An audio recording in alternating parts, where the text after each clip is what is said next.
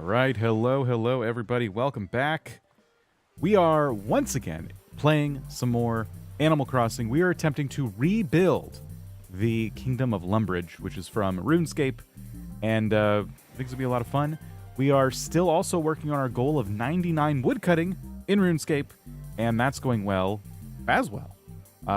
We have I gotta chop more somewhere. We are at 98. And we have 60.5% of our goal complete from 98 to 99. So that's awesome. We have 484,000 XP remaining. We'll see how much we end up getting throughout the course of today's stream. I feel like with that much left, I mean, I can just check how many logs. It says 1,244 logs left. I do feel like by the end of this stream, we'll be under 1,000 logs left. It's pretty cool. So, everything's ready to go. We are early today. I thought, for those of you watching live anyway, I thought I could stream at all sorts of times today. And I have some energy this morning. I'm feeling good. I'll just go live now. And then I scheduled it for like an hour after that thought. So, yeah, we are back again in New Horizons and very, very excited to continue. Last time, we took away all of our rivers. We got rid of everything. Except one pond, apparently. And I left part of a river because we're probably going to include that in the final build, so we just left that little bit at the bottom there. And that's because, I'll show you on the map here, it's hard to see, but like the map of Lumbridge has a river in the south part. You know what I mean? So, well, I say south, I turned the map, so in RuneScape it's technically not south, but whatever. The river there, though, you can see it's on the right side of the airport. And our river starts on the left side of the airport. So I'm not too sure how that's going to work yet. So we're not going to add any kind of waterway until we build out the castle. Once I know the castle's location, like the outer walls and everything, I'll know where my paths are going. I'll know where other buildings are going. And then I'll be able to figure out if we can include a river at all. Or if that river needs to be kind of like fudged a little bit. I have no idea. It's the more we work on this island, the more I regret the location of resident services, because had I made the castle my own house, I would have had a lot more options to play with. But it's okay. This is the first time I've attempted something like this, and there were bound to be some mistakes. So we're just gonna roll with it. And we'll see what we can do. So yeah, there's a lot going on the island. We're not focused on the townsfolk though. I'll show you what I mean. There's a bunch of announcements that I got as I was kind of getting ready for the stream today. We have ordinances now. We can do boat tours now, and Peggy is leaving, which I don't care about. So that's what's going on. It would look a bit odd, but you have to try the river at the southeast. Yeah, I don't like that the river won't have an outlet to the ocean. So I don't know. I'll have to just figure that out. It could just have a little pond or something, I guess. Tay-Tay's catching a stream finally. Yeah, I think there'll be a number of people able to catch the stream since we're at such an abnormal time. But the goal, as you can see from the thumbnail, is that we're flattening today. So if you have any questions or anything like that, as long as they're not like too personal or anything, we can chat, we can hang out, and yeah, that's kind of the deal right now. We're gonna chill and we're gonna destroy some cliffs.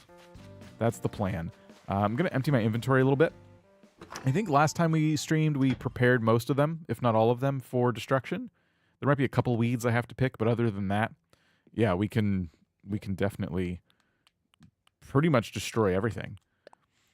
So let's put some stuff in storage. I should actually have storage available to me now, because I think we upgraded our house. That's why there's a room in the back. Working around challenging situations makes it better. I think you're right. I think you're absolutely right. I think having barriers up adds to just the overall creative force of a project. You have to work around them, and you end up with a pretty cool result in most cases. Okay. The rest of the stuff, other than the bells, we can just trash. I think I have a trash can somewhere.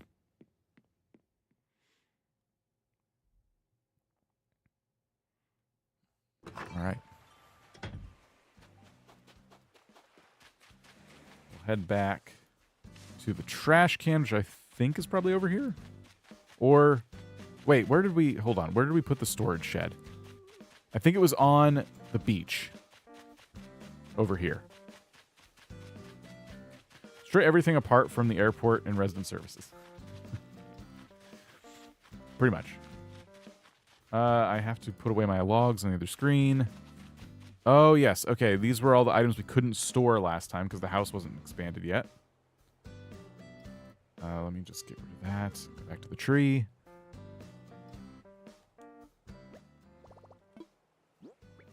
Okay. Perfect. We'll keep chopping there.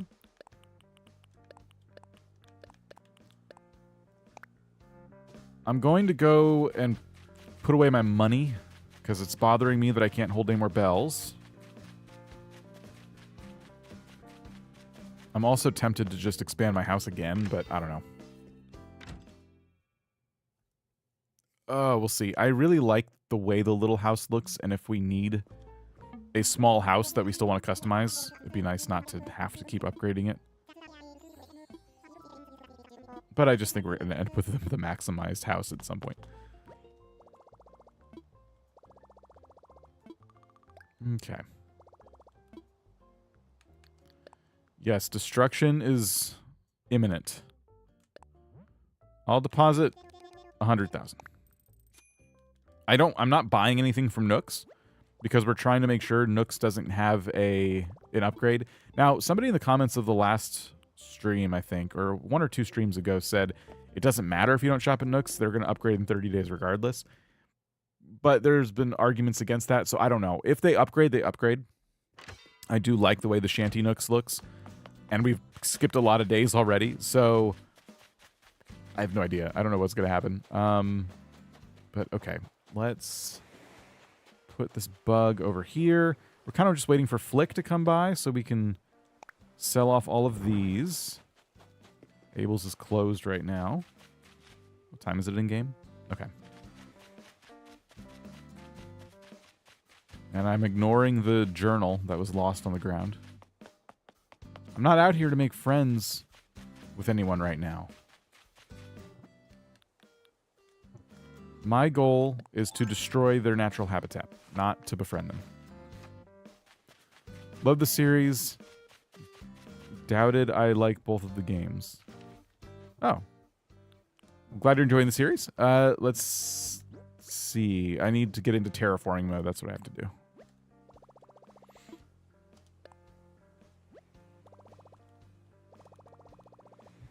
We don't need friends where we're going. We're not going to have many friends because of my projects here. I'm trying to... There we go. I'm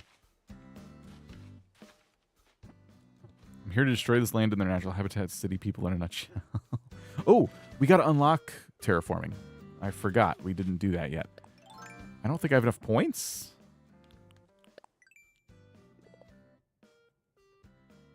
We need 8,000, I think. Oops. What can we do? We can sell things, which I don't want to do. We can chop wood. We can plant produce, catch bugs, and stretch. Okay. We might be able to do the produce. I think Leaf is here. Or was that my other game yesterday? I don't know. If Leaf is here, we could do produce. Chopping wood is no problem. Catching bugs is no problem. And stretching. So we just won't sell things. And this will be like a good jump start. Crap. So we got to spend half our time not doing the thing that I was planning on doing. I completely forgot. I did not prepare for that at all. All right. Well, time to get creative, I guess. Let's start with the bugs. Classy, I am early. How's it going? Yeah, Leaf is here.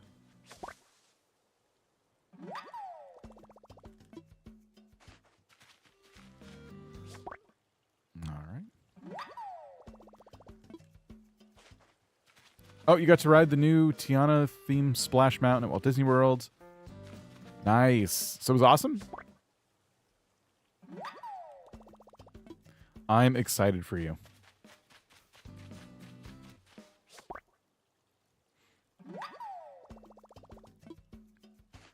Is that 5? Is that 5? I can't count to 5. Somebody help. Okay, there we go. Those 5 bugs. Oh, there's a ton of bugs on the flowers there.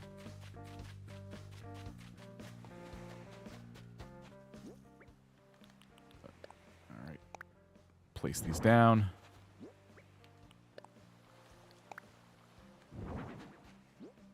We'll go stretch.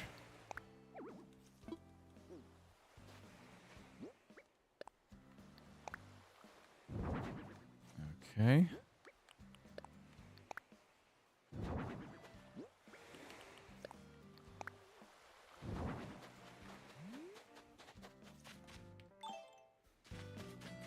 Imagine Leaf. I would imagine Leaf, when he's annoyed, would say, "Leave me alone." I don't know. I haven't known him to make puns. But what do I know? I kind of avoid him a lot.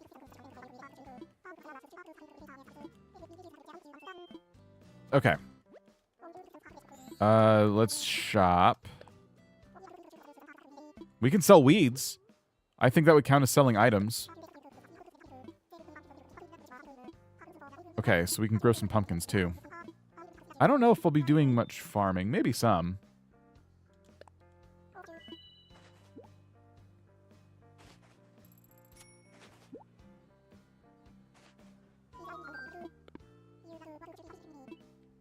Okay. Let's just plant these over here. This island is such a mess. 1, 2, I think it was 3. Yep. Okay, so that's good. I don't really care about watering them. I'm probably just going to throw them out. So that's done. We needed to chop wood. Let's use our flimsy axe.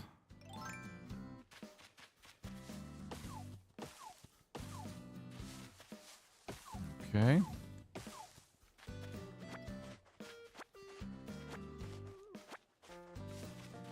Welcome, everybody, if you're just joining us.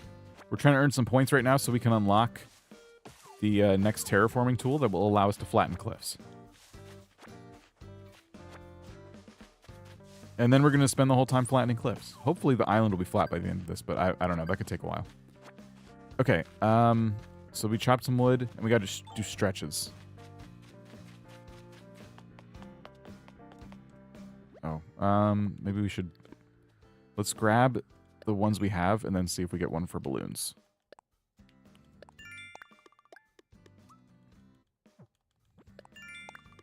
Okay, no balloons there. No balloons there.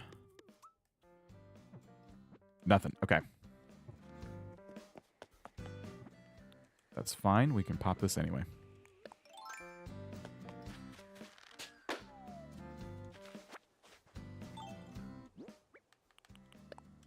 And we get a utility sink. Okay. I won't need that.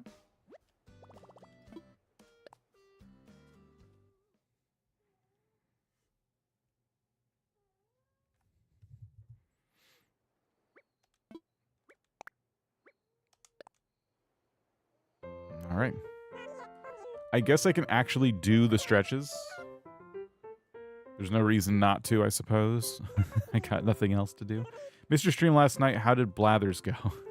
It was good. The program crashed at the very end, so we had to improvise a little bit to get the ending we wanted, but not we wanted, but like to get it to give us an ending, which was a little disappointing, but still fun.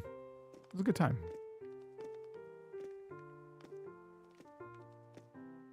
And now we're unwinding with just playing Animal Crossing the right way.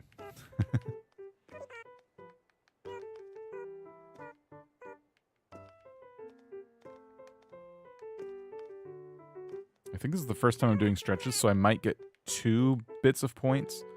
One for the Nook Miles task and one for just doing stretches.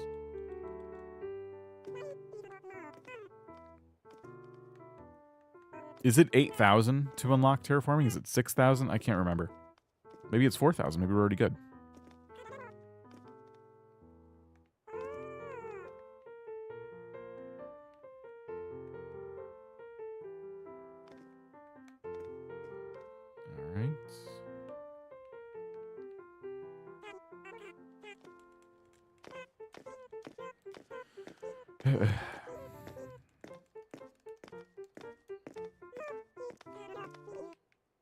Do you guys do stretching?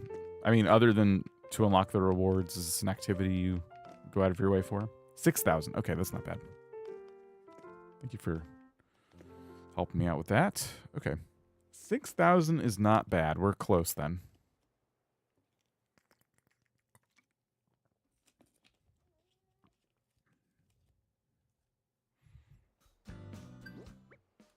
Okay. So, we get points. Nope, we do not get points for stretching for the first time. It's a shame. We have 5,000 now. And we can try to earn bells from selling things. We have to earn 5,000 bells. So, I'm going to go grab some weeds. Because Leaf will buy them at a higher price. That'll give us some points, and it'll help us offload some weeds. And it won't, hopefully, impact nooks. Bringsbane's mod lurking, thank you for being here. Okay, I gotta put away my logs on the other screen. There's an achievement for selling a certain amount of weeds as well. So let's do almost 400 weeds. Plus whatever this is.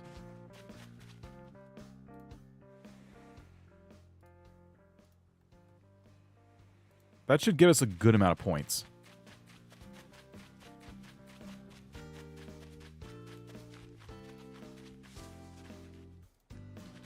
Okay.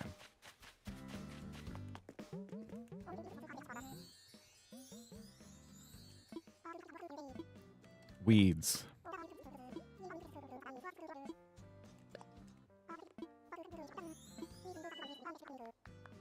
Buy weeds at a special high price. I'll double them. 20 bells per clump. Yes. Stretches? No. In real life, I walk around a hill. Oh, okay. Well, 9,900 bells.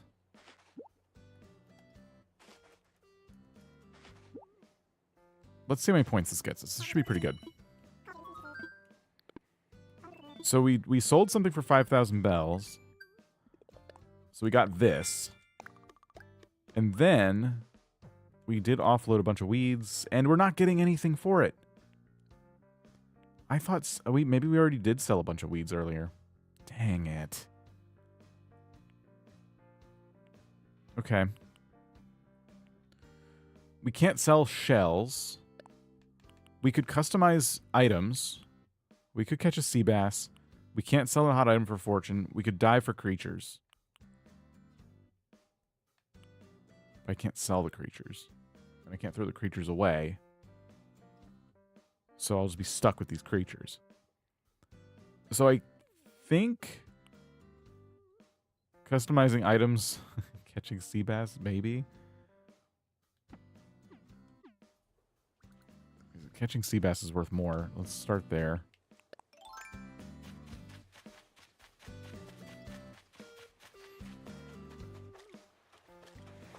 We might as well, I don't know, maybe we should just let Nook's Granny upgrade.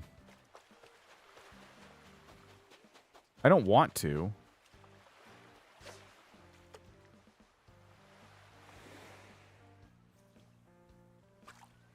Let's see.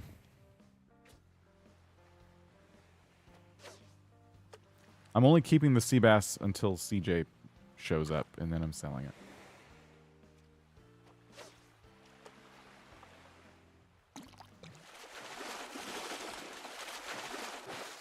That's not a sea bass.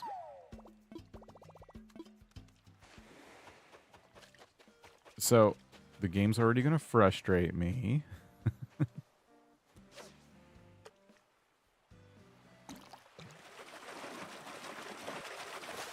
That's a tire. I might have gotten some points for that, though. Okay.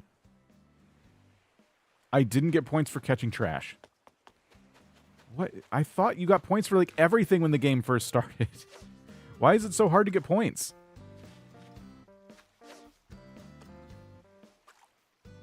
Do you see this fish absolutely messing with me? I know it's not a sea bass. Now I'm just determined. That's the third time in a row they insta-bit.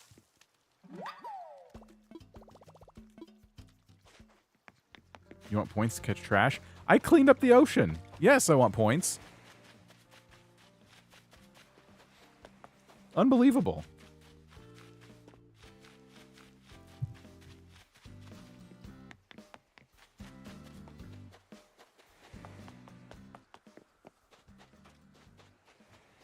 For now, yes, you clean the ocean. So yes, for now, I want points. Maybe I'll get some for popping another balloon. I cleaned up the sky. And I got 10,000 bells. I'm finding it a lot easier to earn money. And I'm not even trying. I'm not selling anything to Nooks. And money has not been an issue. Of course, I did give myself a lot of money for my other character. But even just on my own. Instabite. They keep instabiting.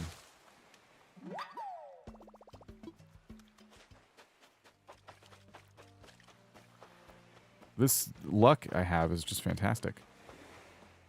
You get points for selling shells. I can't sell them, though. I don't want Nook's Cranny to upgrade. I know there's a chance it'll do it anyway, but I think we checked the wiki and that wasn't the case, so I don't know. If it upgrades anyway, I'm going to be really annoyed. Because I'm like depriving myself of a core function of the game.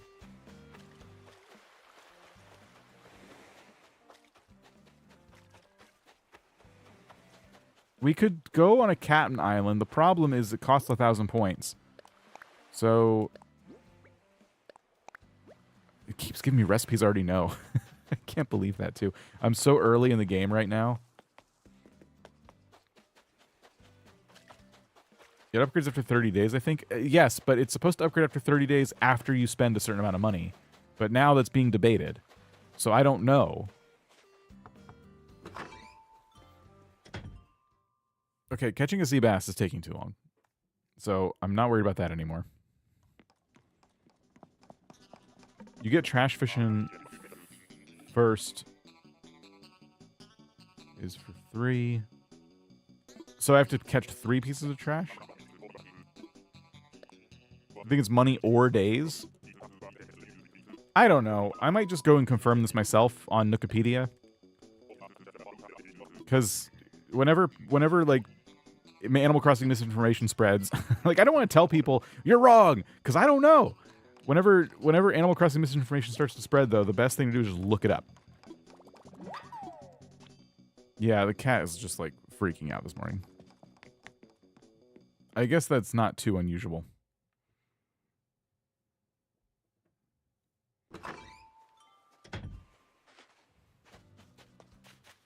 I could sell at someone else's island. That would actually fix a lot of my issues if I'm worried about the upgrading. Did you plant a coconut tree? You can grab Nook Miles from them. I don't have coconuts, but I guess I could get those on my island as well. My other island. Okay. Maybe that's the play. We could do more on my original island. Let's open it up. Battery's nice and charged on this.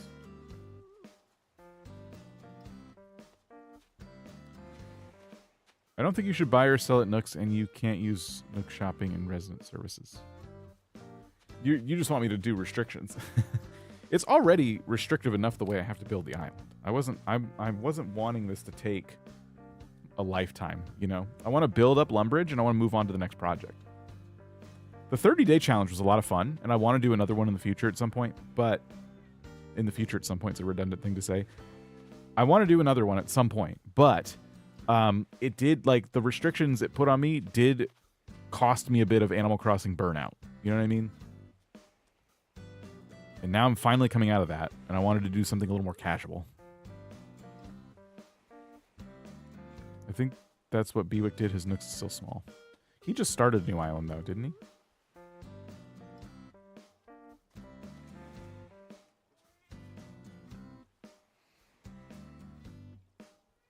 Okay, I'm opening my other gate. It's going to take a minute. I might as well get to the airport. Should I bring crafting materials? Nah, I'll use them. I'll steal them for myself. We could stock up on customization kits. Do some customizing as well.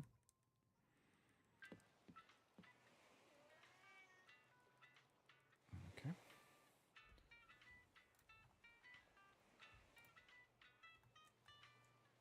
Dump these logs. Really stealing if you're taking from yourself. I guess it just kind of depends on how we feel about the sentience of my original Animal Crossing character.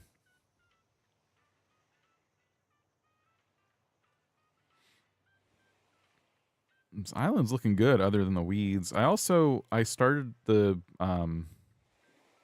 what you call it challenge on this. What did I call that? It's in the description, I think. Inspection Day challenge. And I don't think I'm going to complete it on my island. I think I've already kind of ruined my progress.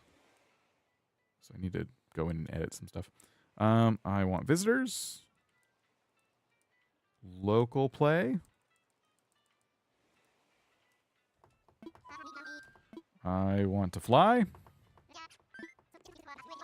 I'm clicking everything with my mouse here. Visit someone. Local play.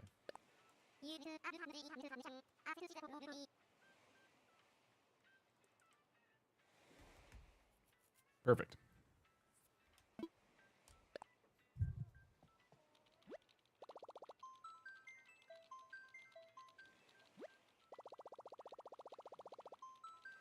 I was on my first Captain Island in this island, and I got 2 golden nuggets back to back. Never been so lucky. That's pretty good.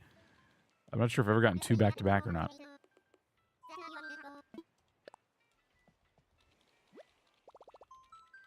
If your other character's golden tools, you can pick them up and get the golden tools achievement. That's smart. That's a really smart idea, because he does.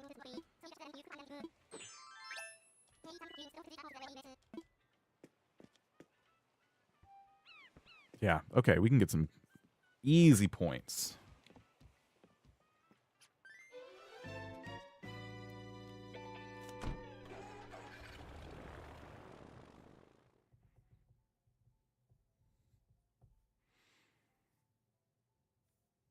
Yeah, that'll be a good amount of miles. Great idea. Thank you. Because we got a lot of terraforming to do. I can't spend too much time here messing around.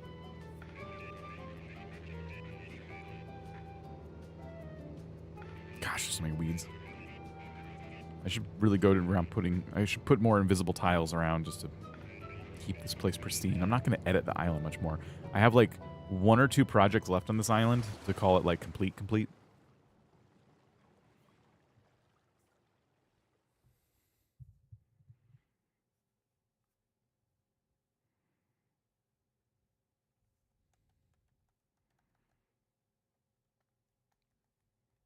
Yeah, diving would get me a lot of miles too. Because I have the bonus points and I've never done diving before. Okay. So, let's do the golden tools thing first.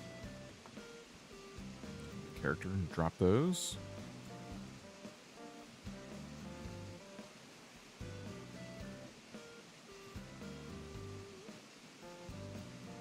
All right.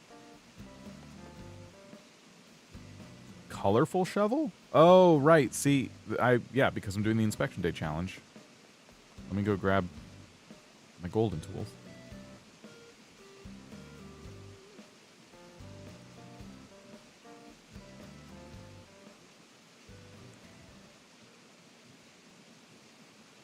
Okay, fishing rod, net, shovel, axe, watering can, slingshot. I think that's all of them.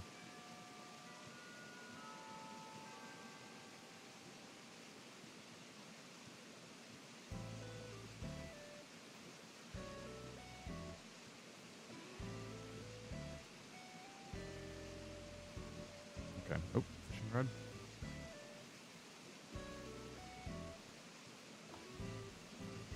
Whoa, Cuber has gone.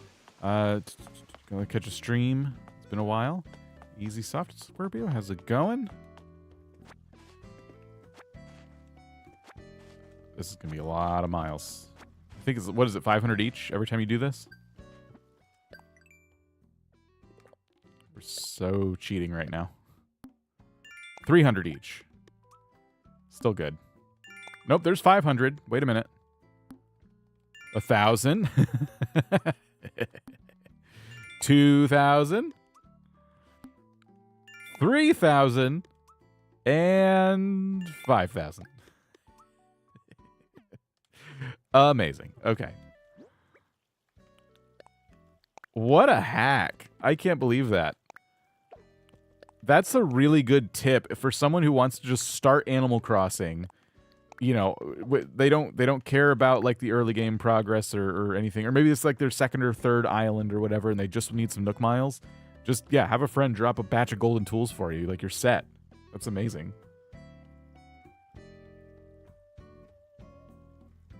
Okay. I can pick these up. You got a 5-star island today after your old one got erased. Well, congrats on your 5-star island. I'm sorry your old one got erased. That sounds like it was not intentional that it got erased, so that does suck. But I'm glad you're up to 5 stars again. Goldenrod and net gives you less miles, but shovel gives you a lot of miles. It's because shovel is like the hardest one to get.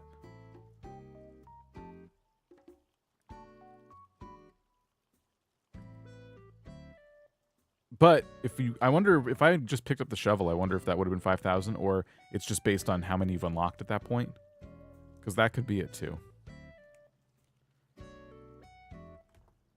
Okay, let's... We can see what the hot item is, because I know that's one I need. Clothesline or shell partition. Okay. I don't know if... Do I have stuff to craft either of those?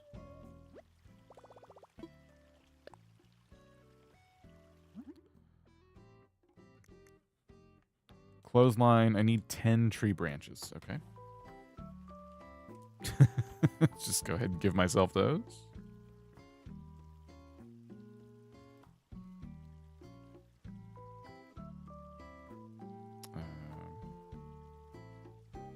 Wow, I only have 23 tree branches on this character.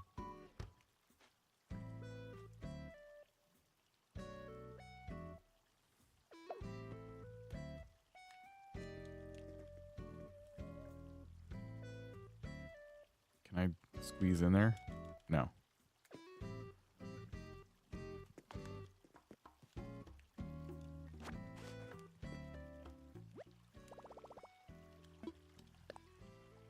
Okay.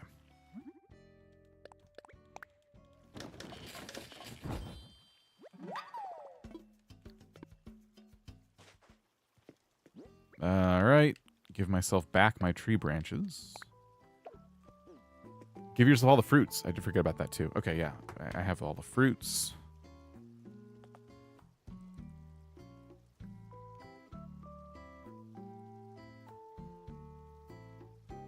Have I collected the fruits in my storage, or did I... Okay, wait a minute. Hold on. I think... Oh, I found them. Coconuts, cherries, apples. I think I already have peaches and pears. I'm missing one or two.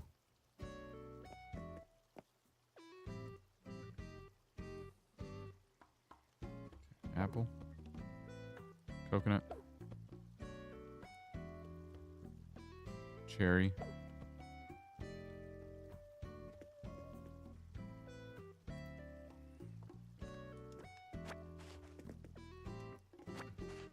Yeah, you can do the donation box trick, but only when the hot item is the donation box.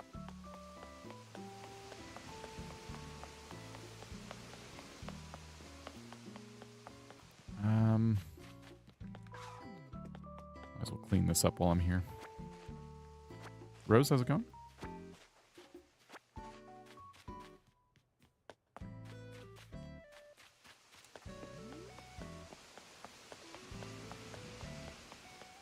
What fruit am I missing?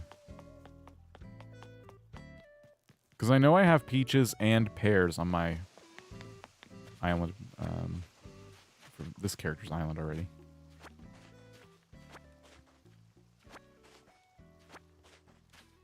Oranges. Okay, thank you. I do know where to find those. But now I'm just doing chores. I don't really have time to do chores. We have a lot of flattening to do today, so let me get out of here.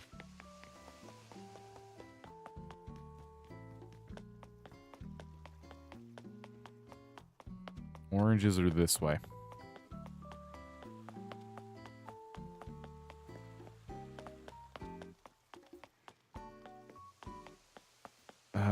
I did kind of box them in a little bit. Fudge. Let's see.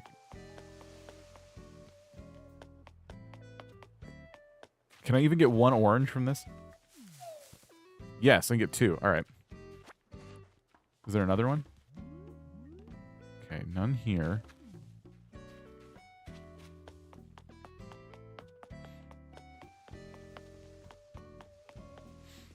Okay, so we can plant all of those.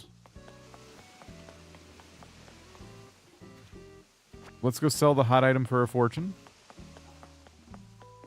Oh, this will probably give me something, right? Oh, he's not going to do anything until later in the day.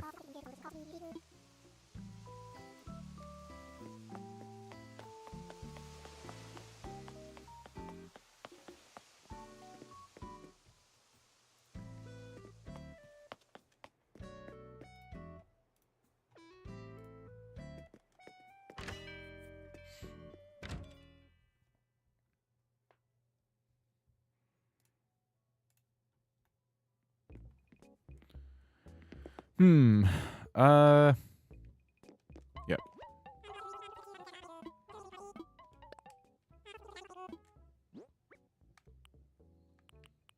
Clothesline. We have this already.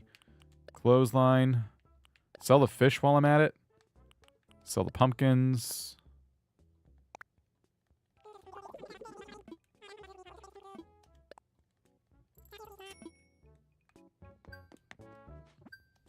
Alright.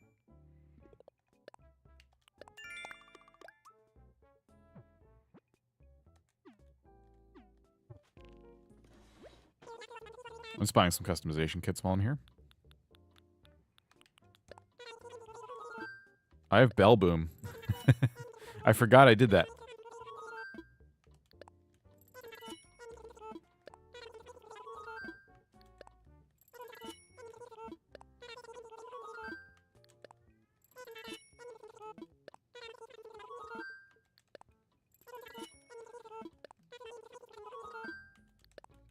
Okay. One more?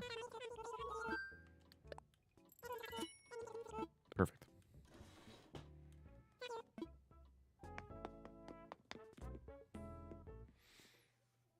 KK should acknowledge different time zones. I always got frustrated by that because I wanted to get the song, but I always kind of play in the morning or afternoon, and I'm like, oh, I have to come back. There's this character on my main island here, there's a Nook Miles achievement I'll just never get, and that's like doing so many KK concerts. Like, I could do one tonight, because I don't time travel on that island. That's like my legit island through and through. So I don't time travel, so I'm never going to get that, because I'm never going to do, I think it's like 30 or 50 or some absurd number of KK concerts. So you can only do it once a week. I have a lot. I just don't know if I'll ever achieve that.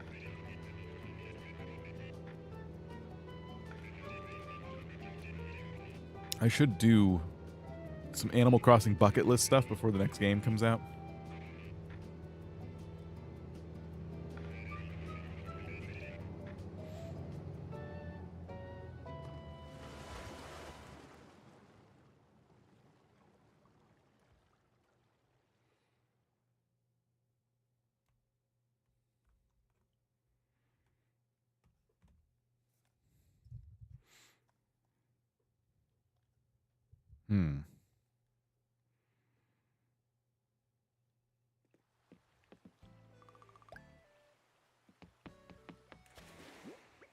One of your bucket lists could be to get rid of chatter. Well, I already did that. I definitely achieved that. We gotta plant all the fruit.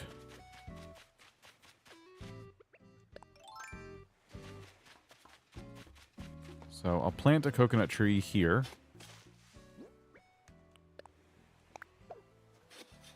I don't know if any of the fruit trees will survive the final form of this island. But at least we can get the achievement.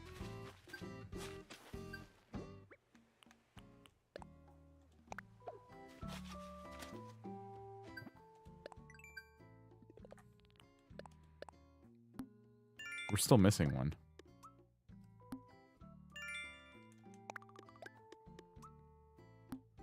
Two.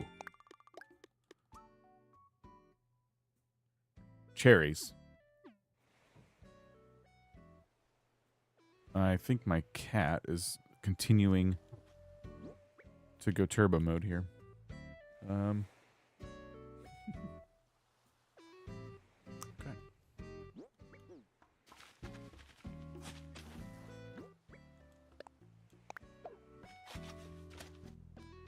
What am I missing?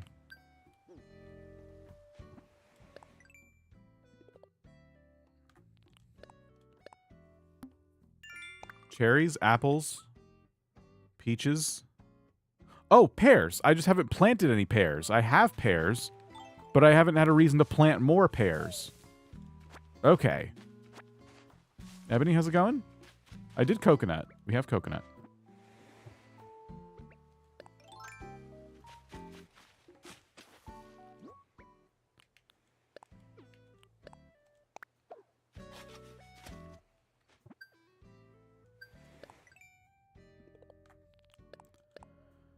All right, so we're up to 20,000 Nook miles. And we started a little while ago in just a huge Nook mile deficit. So we did some really good cheating there.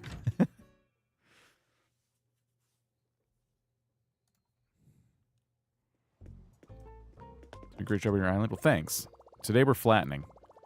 I'm finally about to unlock that. So we're going to do cliffside construction. 6,000 miles. A drop in the bucket.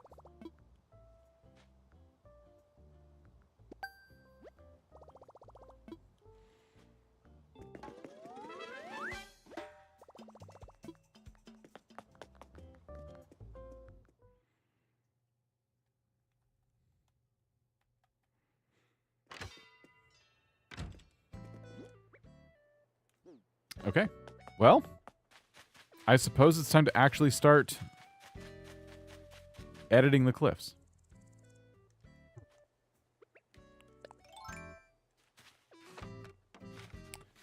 I don't think they will in the next Animal Crossing game, but I had an idea that if you can get flats for yourself or resident. What do you mean?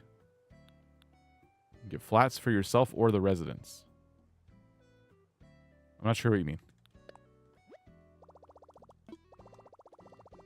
A creative way of getting Nook miles.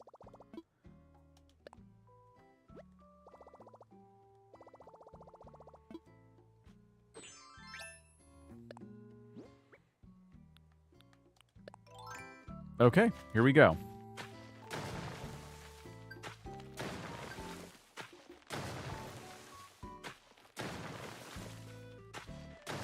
All cliffs will be destroyed.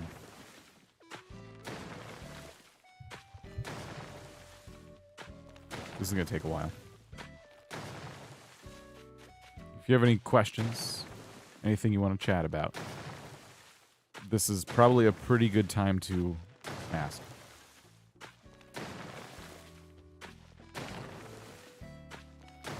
And as long as it's not too personal, I'll answer. Let's see. I'm just going to do this in rows. This is my favorite way to flatten. Whenever you have like a corner, it takes 2 hits. So I just find this method to be a bit more efficient. When's the next potluck? Gross. Next question. June Direct predictions. Okay, so I've talked about this a little bit. So I'm gonna base this off of the couple videos I've seen from Mayor Mori, because a lot of creators in the Animal Crossing space do this, but we all love to speculate on if we're gonna get more Animal Crossing content. And usually I don't buy into the speculation, but this time I've been thinking about this more and more and more. And I think we could maybe see, an Animal Crossing New Leaf announcement of some kind, meaning they will bring it to the Switch in some capacity. And this is for a few reasons. Maury pointed out some merchandise, like Lego and stuff, that they've done that have like very New Leaf specific things in them, and that was kind of cool. But I think the biggest reason we could maybe see them put New Leaf on the 3DS is that you hate playing on a 3DS. Okay, but so here's what happens. This is all anecdotal, but some of you guys have said this, and I want to know, maybe some of you can relate to this. Since Animal Crossing New Horizons was a lot of people's first Animal Crossing game, a lot of people have like decided to go back and they're like, what were the other games like? And New Leaf is the next natural game to buy because it was right before New Horizons. It still has a ton of features. You know, even though you can't place items outside, there is still a lot of outside decorating you can do. So a lot of people, it seems, may have perhaps gone out and bought 3DSs and New Leaf, or they already had a 3DS and they bought New Leaf. The problem is Nintendo shut down the 3DS store, Nintendo shut down all the online capabilities of the 3DS, and no one's manufacturing 3DS games anymore, so Nintendo cannot make money when people buy games secondhand, or go through other means of getting them, because it's hard to get them secondhand, right? So Nintendo could see New Leaf Remake as money on the table, but we do know that Nintendo as a corporation loves leaving money on the table. It's like their whole thing. So it's very likely that we don't hear a single, peep about Animal Crossing. Not anything at all could happen. And that would be completely unsurprising. But the more I think about it, if they were to remake a game, New Leaf makes sense. New Leaf also was a game that was in the later era of Animal Crossing, and the games in the later eras have been a lot better, I'm going to say the word better with quotes, about the villager dialogue. Because in a lot of the prior games, you may have seen the animals are very mean. Like they're very, like you have to earn their friendship before they stop treating you like dirt. And I think that's not the vibe Nintendo wants to go for with this franchise anymore. So New Leaf was pretty subdued in comparison to like the previous games. And they wouldn't need to rewrite any dialogue, I think, or anything like that. Forgive me if I'm forgetting some scandal, Maybe Pietro ran a cult or something. I have no idea. But that's... So, I've been, working through this in my head, maybe getting myself a little bit too excited. But, yeah, Maury's been talking about clues. You can go watch his videos. He's been talking about clues that maybe Nintendo wants to bring, an older game to the Nintendo Switch, as a, a reboot or something. I don't know, but I'm hoping for something like that, an Animal Crossing reboot at some point, because they're not going to make a new Animal Crossing for the Switch. It's going to be the next console generation before we see an actual new Animal Crossing. But Animal Crossing is more popular than it's ever been. It is now one of their mega franchises. That was not the case before New Horizons. It was not no one, but it was a niche game. So why not, right? They have a second shot at making tons and tons and tons of money off of Animal Crossing. At selling New Leaf. And they use the same amiibos. The Switch has a touchscreen. You can even play the game without a touchscreen so people can play on their TVs. I don't know. It would be something they could do. I'm not going to say it would be easy, because I don't understand how any of this works when you're porting a game from one console to another. But I do think it's possible. I feel like they wouldn't, because there's so many rumors that we're getting a Twilight Princess and Wind Waker. They've already remade Wind Waker, at least once. I feel like it's too many remakes / ports. They're doing a lot, though. The Thousand Year Door is a good example. And ports don't cost as much, I believe. You don't have to develop the game again, right? You don't have to come up with, the story. You don't need to, a lot of the art assets are there. You have to upscale everything, which is probably a different process. Maybe they have to redraw them. I don't know. So let's assume they have to upscale the graphics, but all the dialogue stays the same. I imagine they're, you know, depending on the engine they use, maybe they don't have to reprogram a lot of stuff. And then they just have to decide how much, if any, quality of life updates they want to add. Like, what changes do they want to add to New Leaf to make it feel better on a Nintendo Switch? For example, maybe they use this inventory system instead of the touchscreen as like the second screen where you open your inventory. Because they could. It would just, that, like, the dual screen aspect is probably the most challenging hurdle for them to overcome. But you would most assuredly need a smaller team to pull this off. And they have been redoing a lot of games. I also, my new conspiracy theory, just to continue a tangent here, is that, like, because I've been wondering for a really long time when we're going to see GameCube games come to the Nintendo Switch. Just, we have an N64 library, like, they keep bringing their old games into the modern day. When are they going to do it for GameCube? And I'm getting frustrated because GameCube has a fantastic game library and we're not getting it. And as the years have gone on and my frustration has continued, I've realized that actually, wow, they have re-released a lot of the GameCube collection. They're not planning on bringing GameCube games back in their old form. I think they want to resell newer versions of them. So maybe that's why they've been so reluctant to do anything with that era. I don't know. I still hope for one day that we just get some just very rudimentary GameCube porting into the Nintendo Switch like we have Super Nintendo and N64. They're going to get greedy and sell them individually. Yeah. But if they did that, I'd be fine. I mean, I never played Thousand Year Door, and now, like, I have an opportunity to buy it on a modern console. So that's cool. I don't even need the upscaling. I just want it to look somewhat sharper on a modern television. You know what I mean? I'll give you an example of upscaling and the technology we have at our disposal, though. Look at this. So I turned on the GPU toggle on RuneLite. RuneLite is a system that adds plugins to RuneScape. Without the GPU plugin, it looks like this. Do you see the difference? My character is all pixely around the top and stuff. But if you turn on the GPU plugin, it smooths everything out. I get more draw distance and everything. You know, there's even like animation smoothing in one of these plugins I have. But anyway, that is not redrawn graphics. It's just upscaled. No one, to make the GPU plugin work, they didn't redraw every asset in RuneScape. Some big brain just made this plugin and you could turn it on. And then, if you don't want the GPU, you can do the HD RuneScape plugin, which took a long time to make. This might have been some redrawing. I know it looks... Now there's a lot of lighting and stuff like that. But it makes the game look totally different. Where's GPU? Anyway.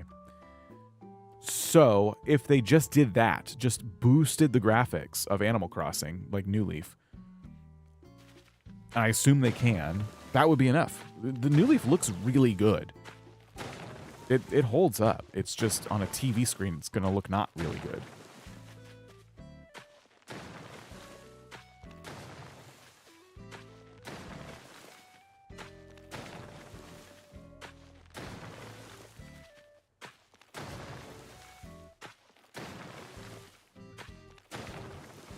Yeah, the GPU setting in RuneLite is really nice.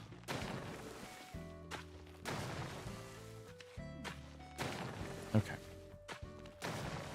We're almost done with our first big project here.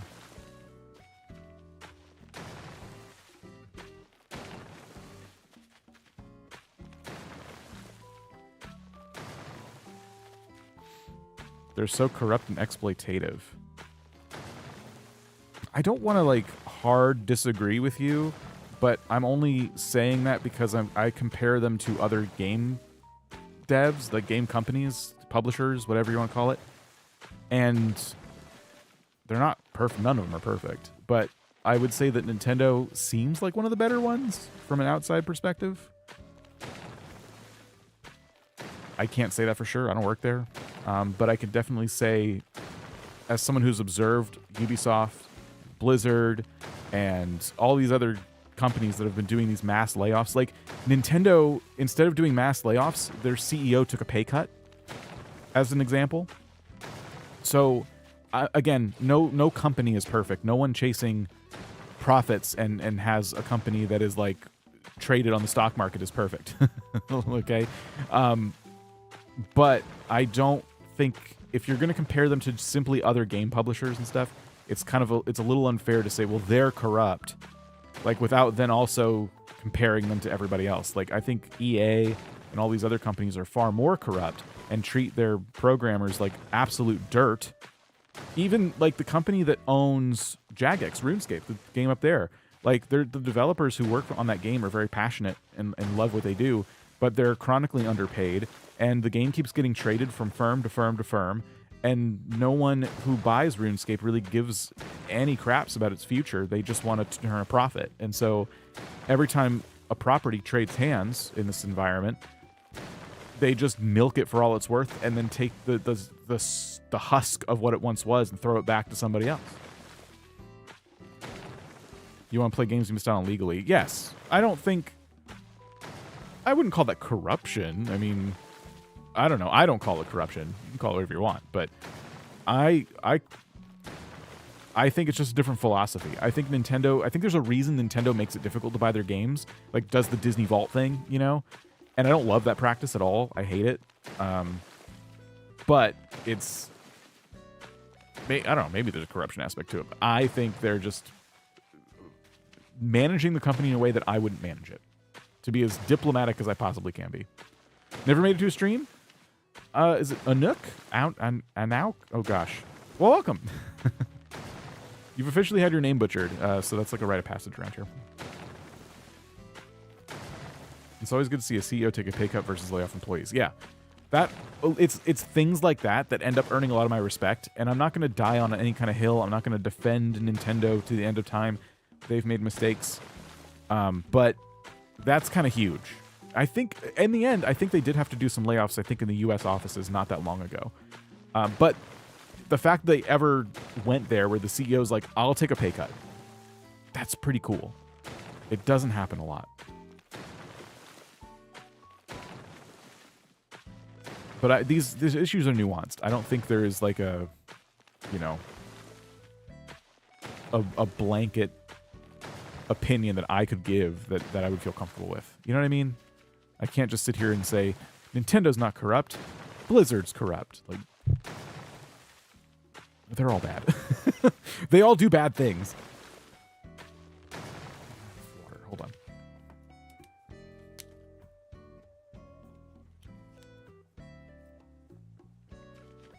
Yeah, it's not a black and white issue.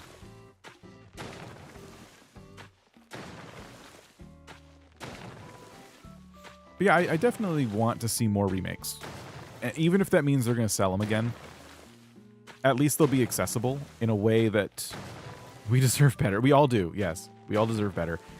Like, if they remake New Leaf, and we now have a new legal way to obtain it on modern hardware, that's still a win for everybody, because you can go out and, like, if you pirate these games, you've broken the law, and you get okay, you don't, let me be careful here. You pirate the game, you've broken the law. You also need technical know-how. There's some level of technical know-how you need to pirate a game. So yes, maybe you get it for free, but you need to know a thing or two. You need to go through a lot of work to get that stuff. So it becomes less accessible. But if you just sell it like any other game on a system that, you know, is modern and anyone can get their hands on it, meaning they still manufacture it, you've opened up access to more people. Then it's just a matter of money. Do they have enough money to afford it? So then we could talk about, okay, what do you charge for a New Leaf remake? And, you know, what's fair, so on and so forth. And then if people are going to pirate it, they're still going to, you know, you can't stop them from doing that. That's just going to be a thing for the end of time. But now all options are on the table. You can buy it for modern hardware, or you could go through more dubious means to get it, and it's now accessible again. But Nintendo gets rid of their online store. They don't manufacture any new copies of this thing. You can't buy a new 3DS unless someone bought one once and never opened the package, right? And then they're selling it. So yeah, I want games to be accessible, even if that means the company that makes them keeps remaking them and charging for them all over again. I still think that's better than what we currently have, which is like games that get lost to time.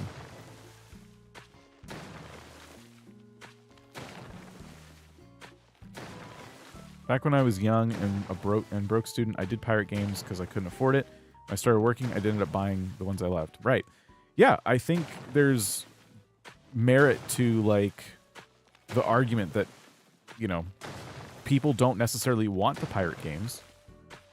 They do it because of mostly, I think, inaccessibility. Some people will do it because they don't believe, you know, the company should make money off of it or whatever, or they just don't care.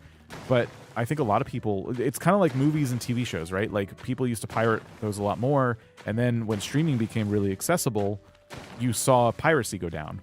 And now piracy is coming back up because streaming is becoming what? Less accessible.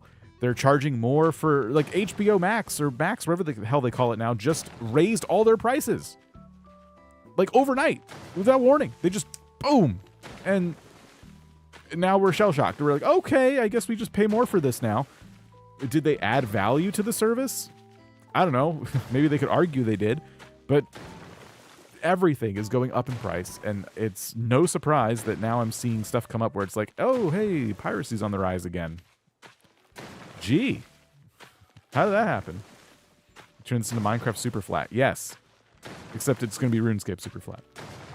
And then I'm going to add more cliffs later. There is some terrain in Lumbridge. Music industry and concert tickets. Mm-hmm. It seems like Ticketmaster is finally getting what's coming to them, hopefully. That's why I got rid of Netflix. They kept raising the prices. I wasn't even watching it. I didn't see the value in the product anymore. Mm-hmm. The best way to do this is to purchase a service and then cancel it when you're caught up on your shows, and then let them build up again. It's hard to do because it's hard to remember to cancel. That's what they're counting on. I buy more games, but $79.99 plus tax is hard to justify. Or even Canada or something. That's a lot. I'm not buying AAAs anymore unless it's like a Nintendo game I love, or something like Grand Theft Auto 6. Like I have to know that I'm going to play the game if it's massive, like Grand Theft Auto or something like that. All right, we took out our first cliff. Let's get rid of this rock. I just play DVDs. I've been watching a lot of content about making a home server for all of your movies and TV shows. So what people do is they buy old movies and TV shows and stuff that they like on DVDs, Blu-ray discs, whatever it might be, and they get hardware that can rip the stuff onto a hard drive, and they create entire servers where you can access all the stuff at home. And there's actually, I want to say websites, there's like apps you can use that will make the experience feel like Netflix, but it's your own home library.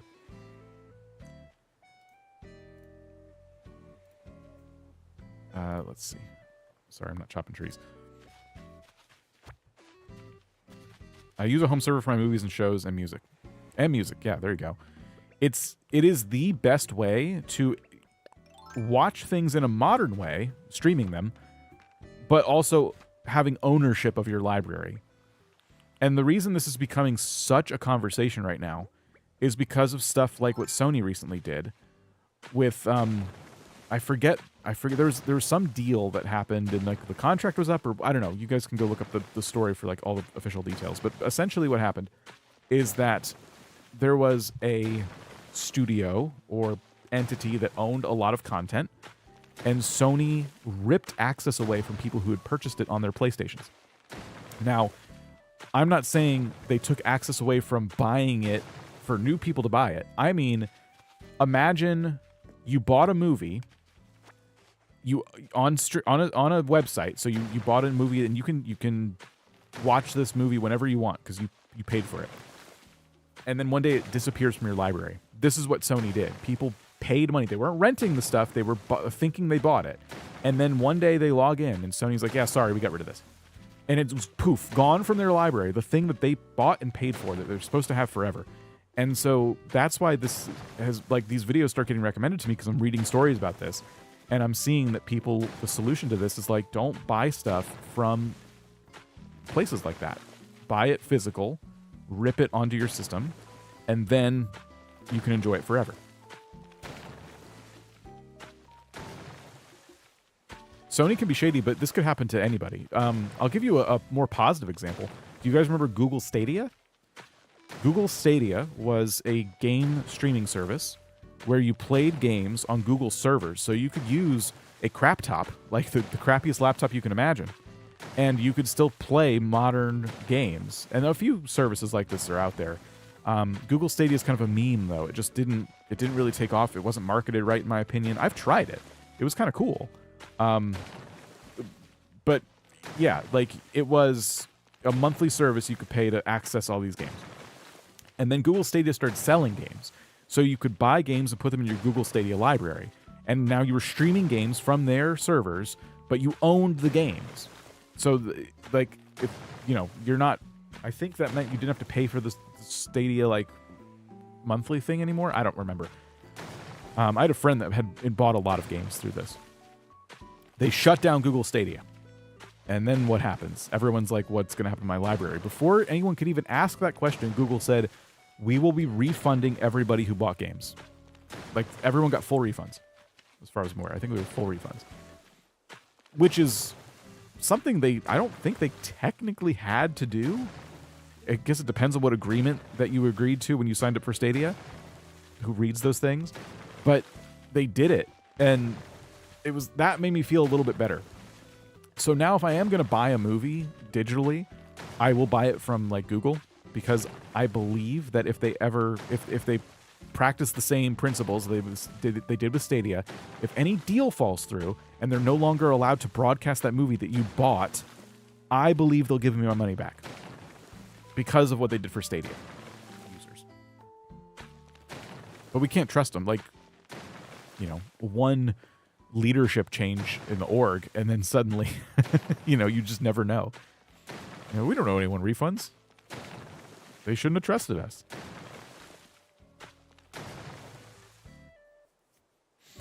For PC nowadays, it's not as easy as buying games physical, since Steam, for instance, is all digital. PCs don't have a disc slot. Yep, including mine. I have a lot of Steam games. Steam is one that scares me too when I think about it. But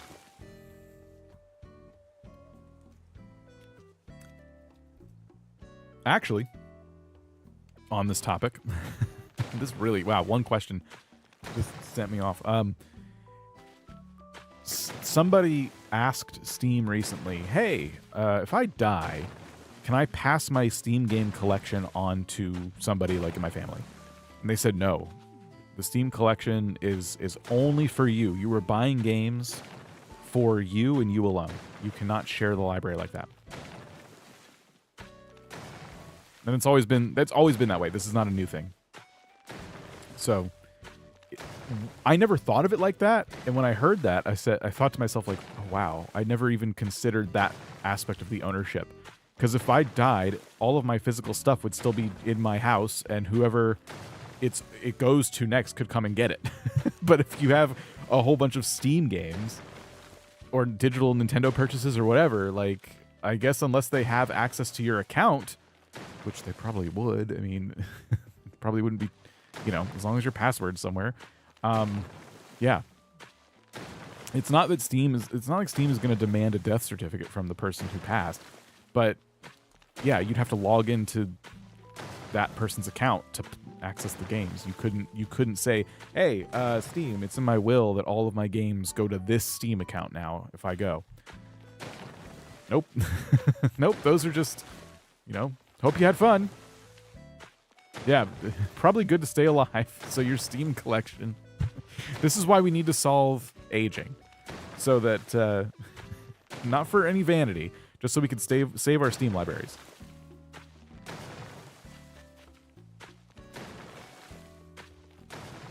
Put your password on a sticky note, yeah. So instead of relinquishing your Steam library in your will, just say, like, all my passwords are in a safe somewhere. I buried it out in the desert. Good luck. If you find my passwords, you get my Steam library. Make it a treasure hunt. Unless the game you bought was recent or someone's taking ownership of your Steam, you don't get a refund. Yeah, I actually tried to refund a game the other day. I keep doing this. I play the game for like a half hour, and then I look at my library for a while. I'm like, I didn't really enjoy myself, and so I try to refund it. But I've at that point I've owned it for too long, because I think you get 2 hours of in-game time or 2 weeks to refund something, and I keep missing the 2-week part. In case of death, my Steam password.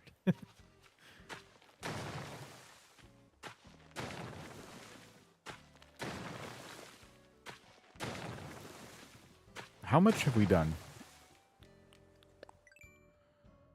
Oh, wow. I don't know why, but I thought the cliff ended earlier than the entire length of the map. Safety deposit box? No, that's boring. Bury it in the desert.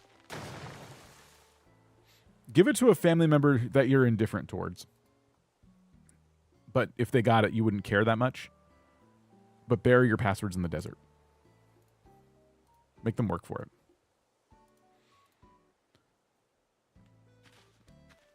All right, I'm going to take just a brief break here. I'll leave my character chopping trees. I'll be right back, and we'll continue talking about the games industry and tearing it down the mountain.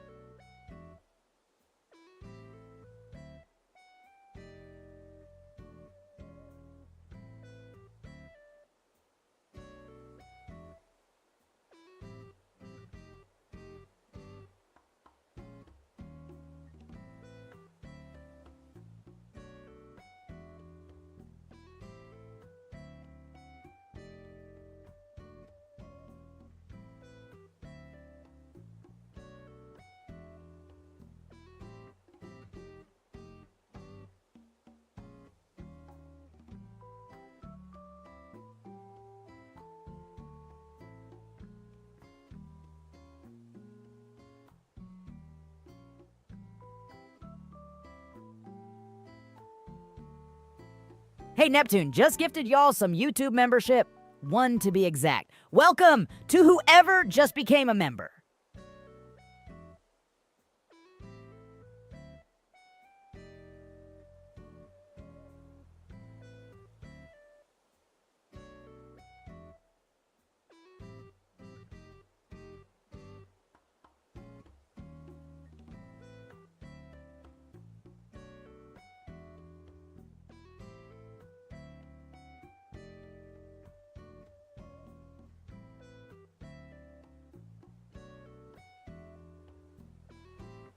All right. Hello. Neptune, thank you. That scared me. Did the $2 Dan come out and he did his job, right? Enjoy your gifted membership, Amy. The animation scared the crap out. Okay, good. I'm glad he's working.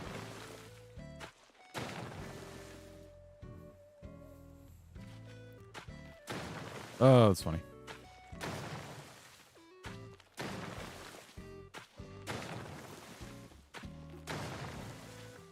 Oh my gosh. Once we finish this massive, massive cliff, though, I mean, hey, that's awesome. That'll be most of the terraforming. We have one more much smaller mountain after this.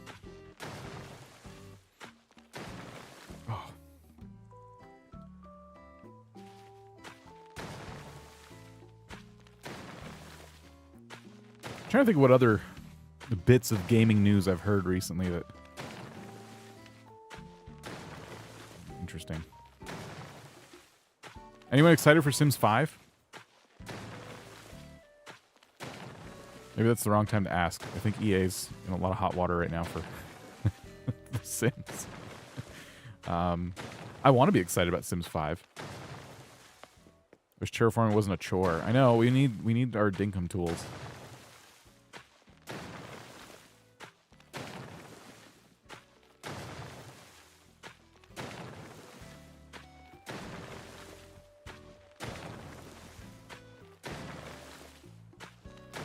Excited for Civ 7 and the Power Rangers game. Okay, did not know there was a Power Rangers game. I did see a preview for Civ 7. I've not played any of the Civilization games. I don't know if I'd like them or not. Do you play Roblox? I do not. I do not. I've tried it. I'm excited for it. I hope they do a good job. New Power Rangers game is going to be awesome. What's going on? What is this Power Rangers game? I would never imagine in a million years that everyone's excited about a Power Rangers game. No offense or anything. I'm just, like, surprised. I didn't know they were making one. Hold on. Power Rangers game. Someone's just streaming Power Rangers. Rita's Rewind. Oh, it looks like an old school Super Nintendo game. Here, I'll pull it up for just a second. This game? Huh.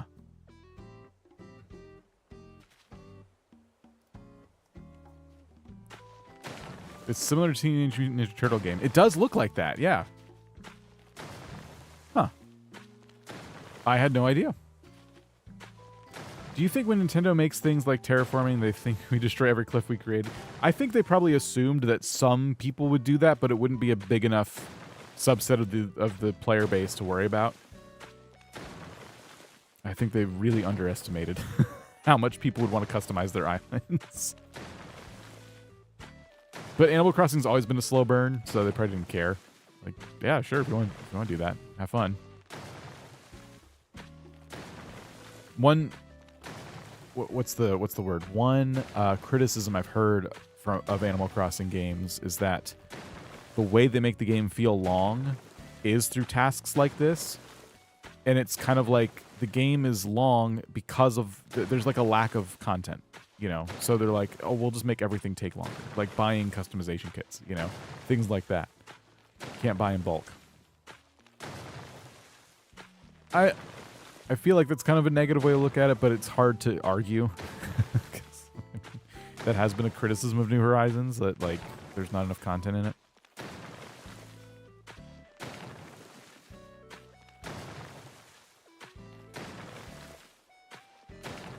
Animations are slow, yeah. It'd be nice if you could go to the Roost, drink coffee, and then it speeds up all the animations and everything else. Felicity, how's it going?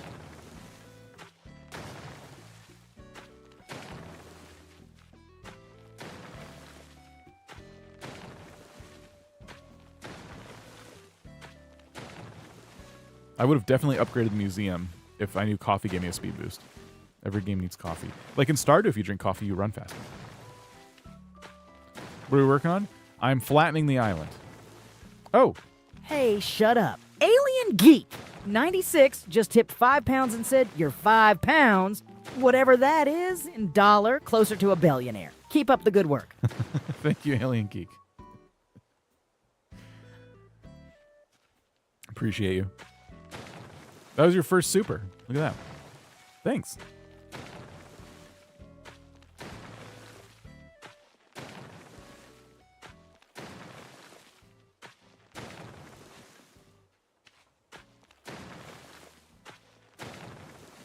All right.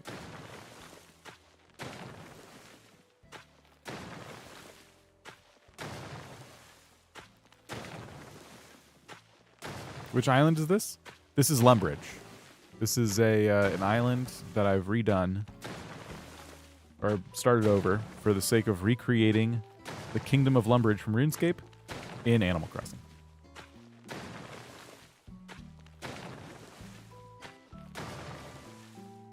So this is brand new.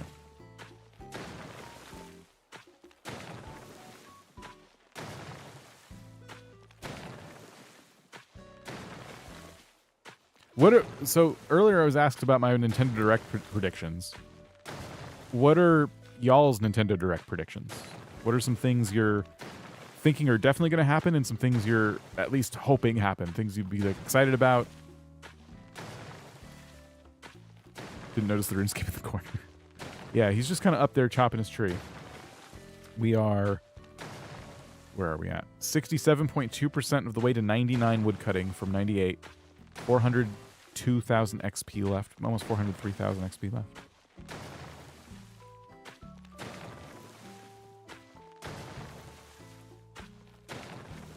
You think it'll be odd, the Nintendo Direct? Okay.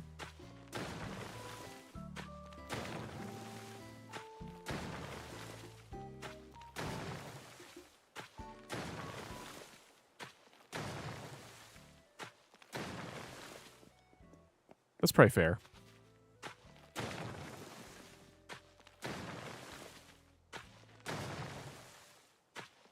I genuinely have no clue, but I feel like they're gonna have...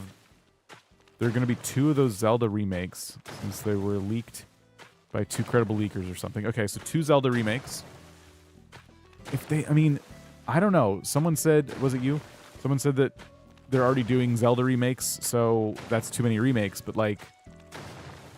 Maybe that's more credence to the idea of an Animal Crossing remake.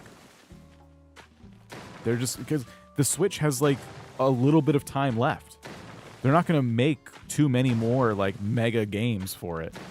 So, remakes and, you know... what do you call it? It's not a remake, but they upscale it a bit. What's that called? Anyway, that's the kind of thing I'm not too surprised about. Hopefully Animal Crossing remake, New Leaf... I don't think they will. I've never seen the end of the consoles. I've never seen End of Console Life's Direct, so probably nothing new and earth-shattering. Definitely nothing mega new. Remaster, yeah. Remakes and remasters. Remakes and remasters can make money, and they're not as much to develop. So that's... if we're getting 2 Zelda games, that's cool. I would like to see more remakes of other stuff. What if they remade N64 Super Smash, or remastered it, and then gave it online like capabilities, and put it in the Nintendo 64 thing? Wait, did they already do that? Is Super Smash for N64 already something you can play on there? I don't know. I never logged into the N64 one.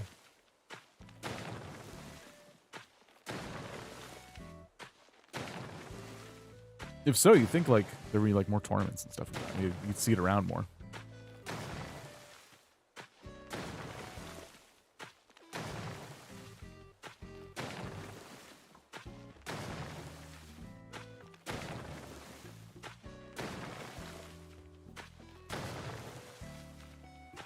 Oh my gosh. How much have we done? All right. It's about half. That's exactly half. We've done a quarter because we have to go back through and get rid of the lines now. I just know if they did a remake or port of Animal Crossing New Leaf, people would complain still. They'll always complain, Kato. That's just what we do. There'll always be something to complain about, but that'd be awesome. That would be amazing if they did it. Hazel looks so cute on the island. Well, don't get used to it. Hazel's not sticking around much longer.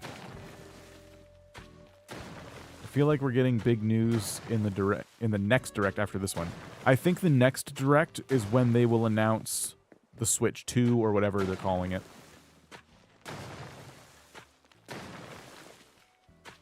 We're definitely less than a year away from that announcement. They've already said that much. So, yeah.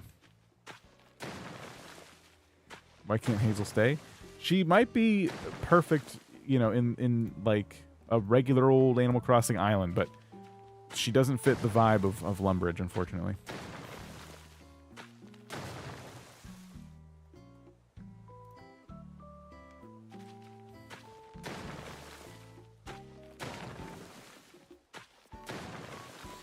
Yeah, it wouldn't be the internet without someone complaining. That's the only reason I have a channel. I needed an outlet to complain about stuff.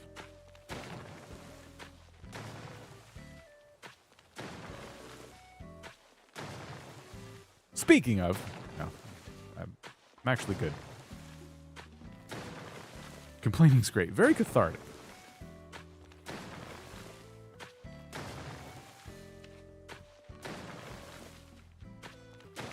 How many logs left? 1,027. Oh yeah, we'll be well under 1,000 by the end of the stream.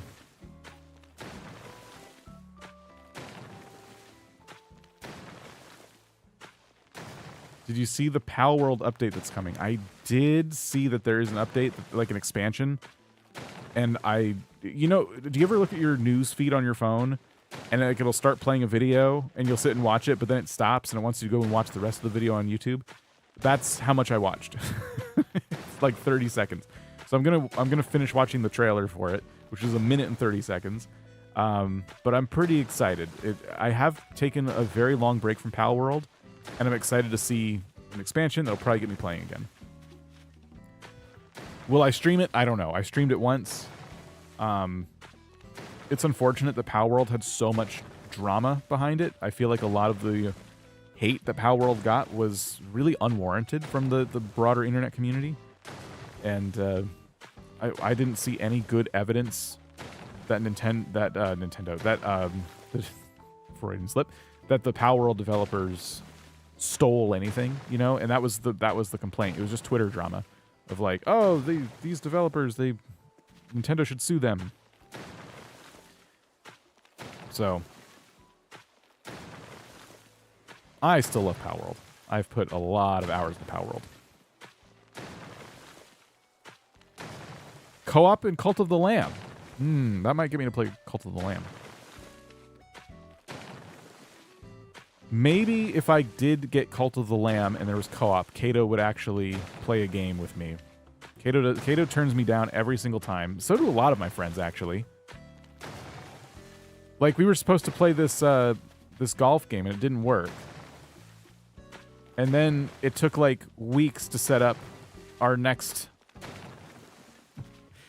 group gaming session.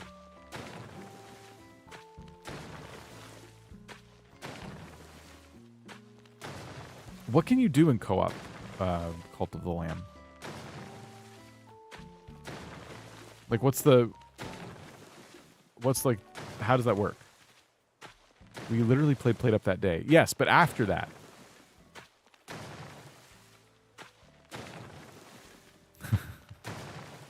we played up. It was I tricked you all into playing played up with me. Playing played up with me. That golf game wasn't broken. But after that, I think they all found out that I tricked them, and they keep turning me down, making excuses.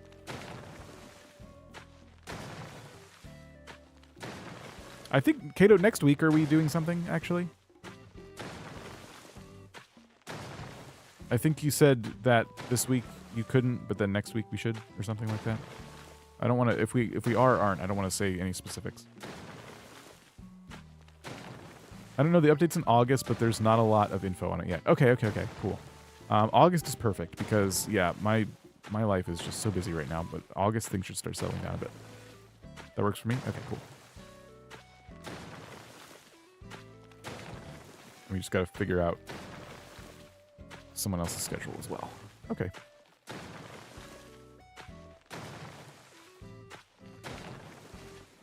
So now everyone knows to stay tuned for something at some time next week, maybe.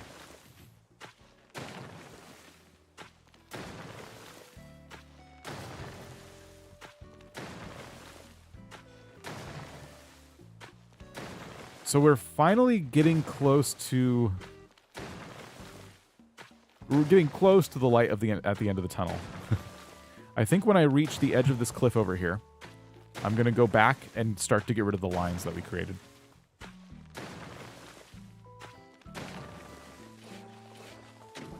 Oops. I love Played Up, but I can't afford it right now. Need to get it on Switch. Did I really play on my PC? That's fair. Played Up on Switch got an update. I think they finally added the ability to do seeds. So you can, like, type in a random string of characters and get, like, a specific map. I thought Killer Bean Game was a potato. thought of Kato when I saw it. Killer Bean game.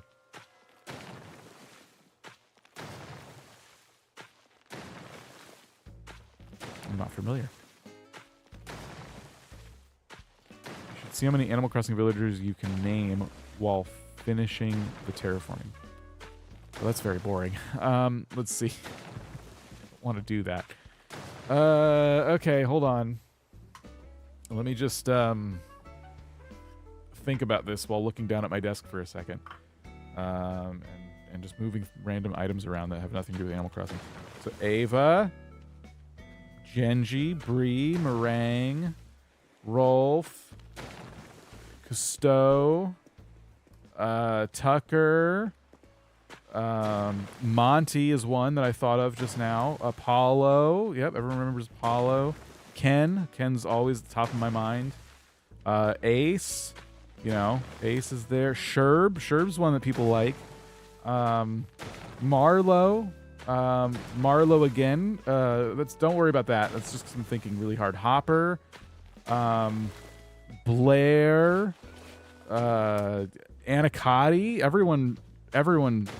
I think Anacotti is one of the first villagers people think about when they consider just random. Looks like Neptune has been a super billionaire on YouTube for 16 months and says, "Impressive, Dan." Thank you, Neptune. Yeah, thank you.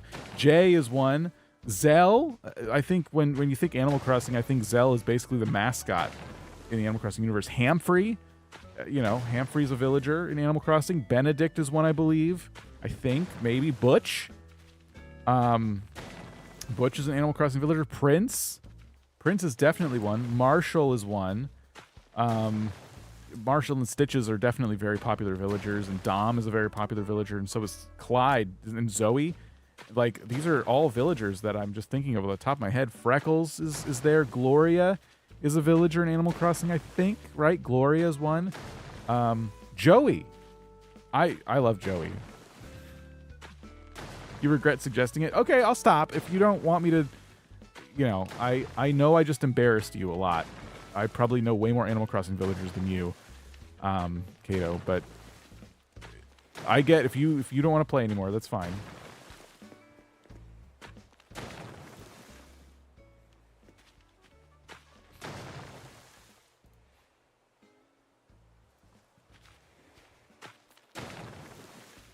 I'll just keep terraforming in utter silence. Now my brain is like I literally now for some reason I can't name villagers if I'm not looking at something on my desk. Like, wait, yeah, who else is in? Raymond, Tom Nook. Looks like Anne-Marie has been a super billionaire on YouTube for 5 months and says, "I was looking forward to hearing all 400 plus villagers." I don't have that many cards.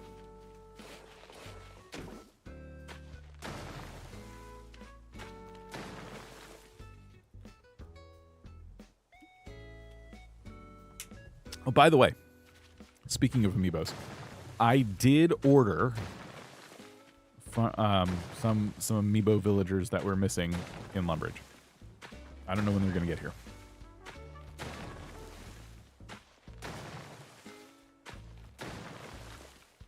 But we will have the villagers we need for Lumbridge.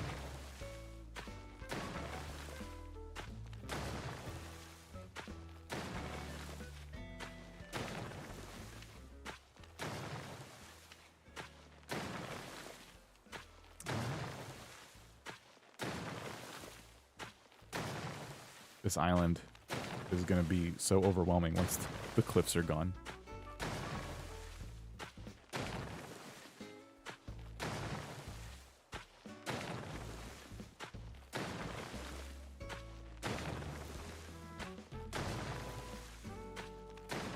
Any other Nintendo Direct predictions? Kato, do you have any Nintendo Direct predictions? Let's call out random people who are trying to lurk. Alien Geek, any Nintendo Direct predictions? Alien Geek to the principal's office?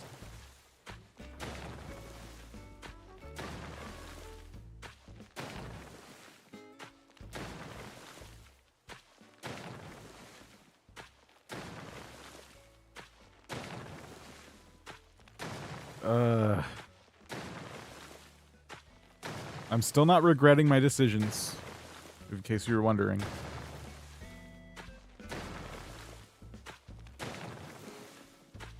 This was a good idea, and I stand by it. Angel Eyes, how's it going?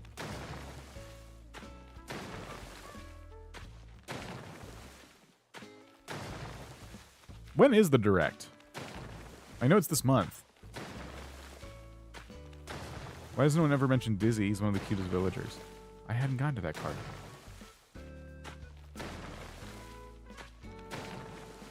My prediction is more Pokemon Legend of ZA. What? Oh, like they're going to give us more info on... Yeah, I can't wait for that game. I think that's more of Pokemon Presents... Okay, you're right. For Nintendo, all I can think of is a new Animal Crossing game. I think they'll announce the rest of the Switch lineup, but no mention of the next console. Definitely no mention of the next console, in my opinion. Yeah, if there are any big new games coming out for Switch at the end of its life cycle, this is the time to announce them. That's a good call out. Very safe guess from Kato. I think they want to have one more holiday season of the Switch. Yeah. Is anyone going to buy a Switch for the holiday season? Like, by now, everyone has to know that it's the end of its life cycle, right? I mean, I don't know. I have 3 of the things. It's not a big deal that I'm going to own outdated consoles. I have a lot of outdated consoles. So I guess it's not too weird.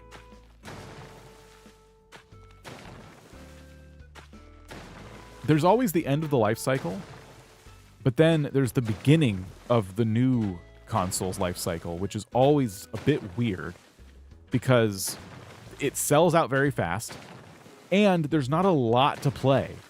You know what I mean?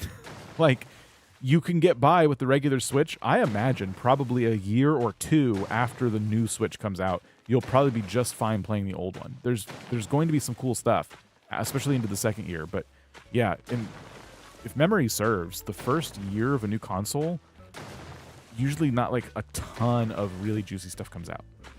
But I might be thinking of PlayStation, because I still don't have a reason to buy a PlayStation 5. I was going to buy one. And I'm like, well, I don't want to play anything. And the only game they've released so far that I want to play is Spider-Man 2. That's it. It's not worth paying for a whole console for that. Is the Switch really the first console people have multiple of? We had multiple GameCubes growing up. Once we discovered Animal Crossing, our house could not rest until we had at least 2 GameCubes.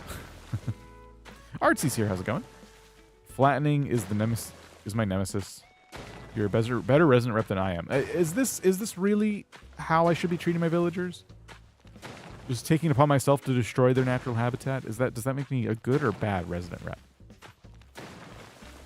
Artsy, I saw you were working on a game. Looks like the Artsy Gamer has been a Billionaires Club on YouTube for 1 month and says yes. Yes. Has been a Billionaires Club. All right, I gotta fix that.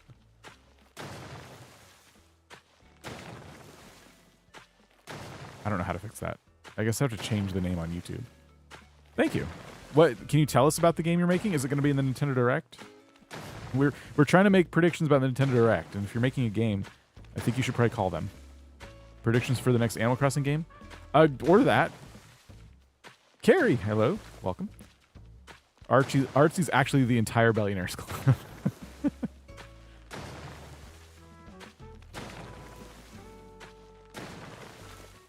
I think I could just call it Billionaire. So Billionaire, Super Billionaire, Mega Billionaire. And that would definitely fix it. My hubby has a PS5 and he plays in spurts, but he really likes the Spider-Man games. Oh, I love the Spider-Man games. Yeah, I got the first one, Miles Morales. And then when it came out on Steam, I thought about getting them again, but I didn't because I know I wouldn't play them. My whole island's flattened and I have room for all kinds of builds. And I have a lot to see. Nice. I hope they didn't overwhelm you too much. You think they're going to make new octopuses in the next one? I hope they do. I'm making a small flower breeding game that incorporates Animal Crossing flower breeding with Stardew Valley growth days and art style. Oh, that's awesome. That's really cool. Well, yeah. What engine are you going to use to develop it? Because I lurked in your stream for a little bit last night, or was it last night? And you were doing art assets for it, which looked really good. It's a mechanic for a larger game I want to learn to make, but I figured if I learn to do that, I can make a bigger one. Yes, that's a fantastic strategy. That I don't develop games, but from everything I've seen, that's like a really good way to learn, is like just make like one little thing and then Godot. Okay, nice. I've played with Godot a little bit and it scares me too much. I've done more stupid stuff in Game Maker. Game Maker to me is nice and easy in terms of like looking at it and understanding what I'm looking at. What's in the top left corner? That's RuneScape. So we are rebuilding a kingdom in the game of RuneScape. And as I'm doing that, I'm leveling up my woodcutting. I'm about to max it out. It's almost 99. And I'm leveling up my woodcutting on my RuneScape character. So we're about to max out woodcutting here in probably a couple streams. I have 972 logs left until 99 woodcutting. That means in this stream alone, we've done over 200 logs. This is great. It's good progress. I can see a link to a Learn Godot class I'm taking. I took one, and I gave up on it. Because what I've realized about myself is that as much as I love the idea of making a game, I am not going to take the time to learn all the basics. But that doesn't mean I'm not going to try. And I might be hinting at something there, but we'll just have to see.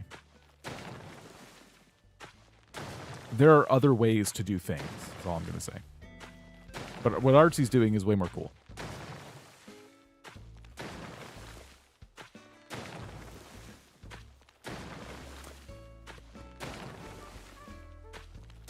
Everything of it is a lot. In other words, you don't have the presence to make the patience. There's a presence of mind. The patience to make one. I don't have the patience. No, I don't know. I've tried to learn as much programming as I can, and it just be like Artsy, not Dan. Exactly. Yeah, it's too much. I just don't want to take the time to learn it. I know I could. I think I have an aptitude for it, but I don't want to take the time. There's a couple of, every time I take one of these courses, for example, there's a couple of basic things that my brain can't get over to get me into like the next phase of learning programming. So like, I don't know how to explain this. How do I explain this? The first problem is that I don't, like when you give me the tools to do something, like make a game, I look at them and go, neat tool. I understand how to use it in the context you're showing me, but I don't know how to apply it to something else. And there's just some fundamental things missing there. So that's always been my first hurdle. And then even if I try and mimic what someone else is doing, I'm finding that I'm not learning, I'm just copying. And that's frustrating. And then you start to get imposter syndrome and everything else. And then, whenever I do stuff like that, I'm realizing that there's other things, there's other projects like YouTube stuff and things like that I'm putting aside to learn something that is cool, but I'm not going to realistically do anything with. So then that's when my brain shuts down and I don't want to learn anything. I like that in Blender. Actually, when I finish this, I'd love for the community to try it out. Absolutely. No idea how to post on Steam, but it'd be so cool. Yeah, there are definitely guides out there, I'm sure. But yeah, Steam is probably essential, I imagine. Imposter syndrome is my BFF right now.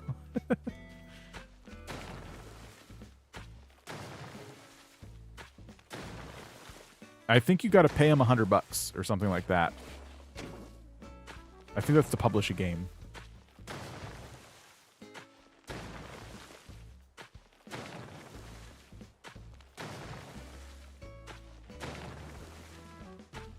If you need motivation, and that doesn't sound like you do, Artsy, but for anyone, Pirate Software has probably released 1,000 shorts at this point of just people asking him questions and him motivating them to do what they need to do. Yeah, so Steam to publish a game takes $100, and then they take a percentage cut of your sales, but it's people see it as, you know, more fair than other places, I guess.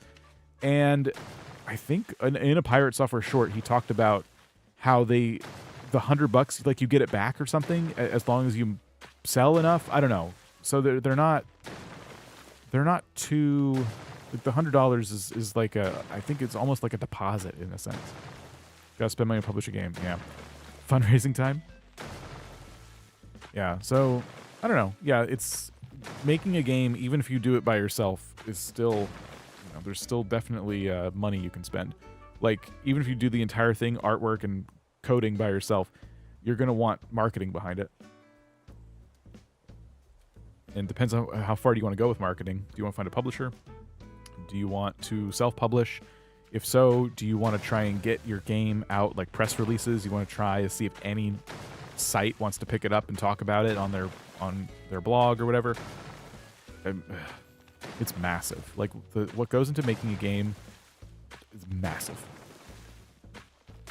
Whenever a solo developer comes around, or even somebody like a small team, that's why it feels so good. Going back to our earlier conversation, that's why it feels so good to opt to play indie games instead of like buying every AAA game that comes out, because usually the indies have just so much more like passion behind them. Like, the people who make them, there's not a lot, and they just wanted to do something cool, you know?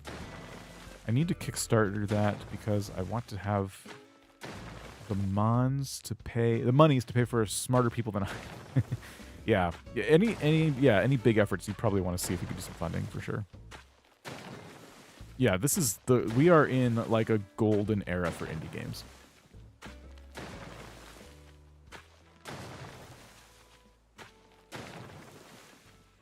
Paper Trail. I've not played Paper Trail. Animal Well is really cool. I played that. Animal Well is awesome. Balatro, or however you're supposed to say it. I love Balatro. Played Up is a small studio. I don't know if it's technically... I guess it depends on your definition of indie. Definitely a smaller scale game, though. Coffee Caravan was fun. Oh, Coffee Caravan looked fun. Yeah, I didn't play that one, but that did look really fun.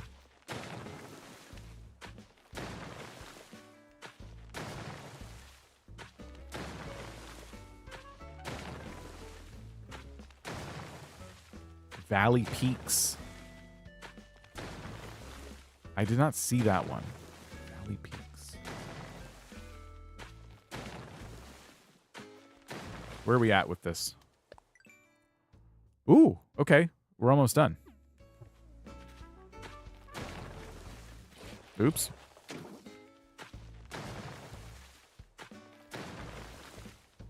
If you like Cult of the Lamb and Hades, Crypt Custodian's amazing. Free demo.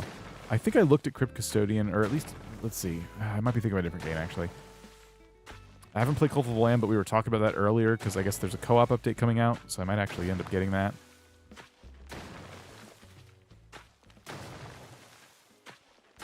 Indies have been killing it for a while, but I think what's making them even more just incredible right now is that it's the accessibility for making games has become a bit easier as technology has gotten better, and the major studios just keep they can't help themselves. I was going to say something kind of crass, but they can't help themselves. They just keep eating their own dog food, and that's not a saying. They keep stepping in dog poop, and that's funny. Their shoes are covered in their own dog poop. Their own dogs. All their... Yeah.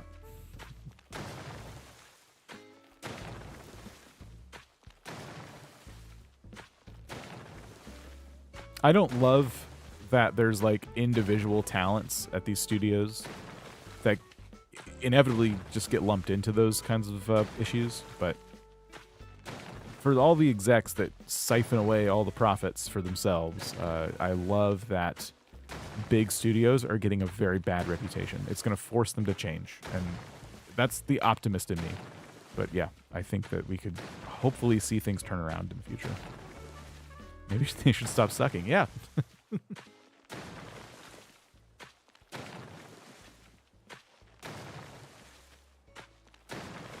We've been talking about the games industry for pretty much the entire stream.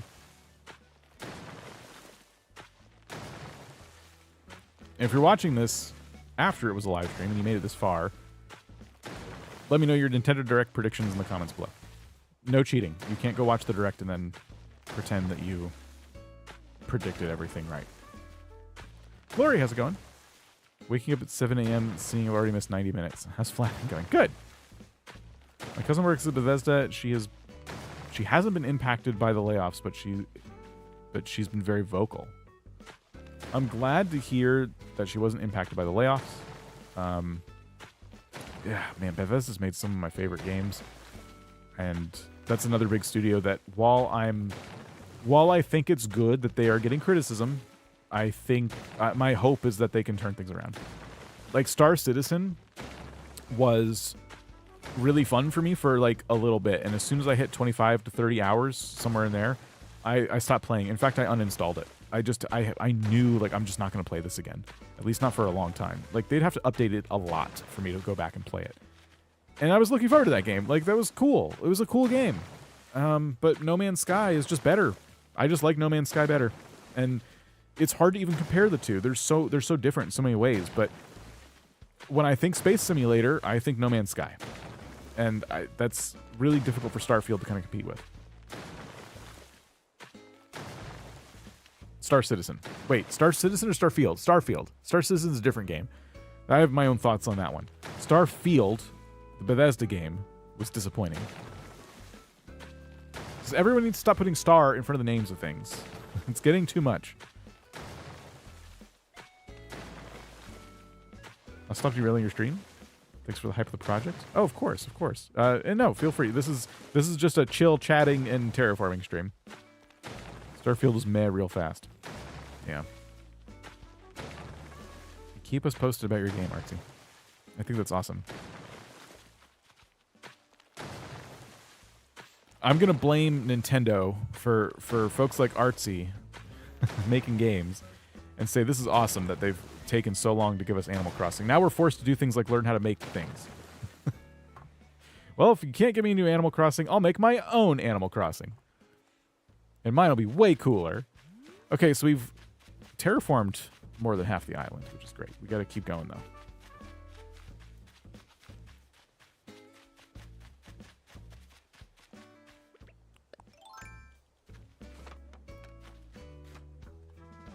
I need to get up this ladder. I meant in RuneScape. Here we go. We got a tree up here, or not a tree, a bells.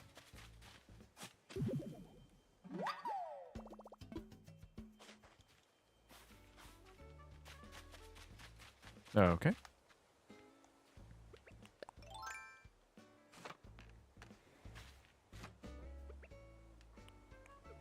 All they give us is RPGs. Animal Crossing's an RPG.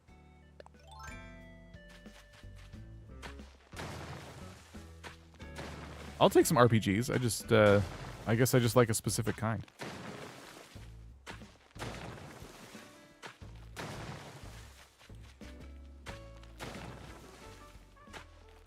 Ah!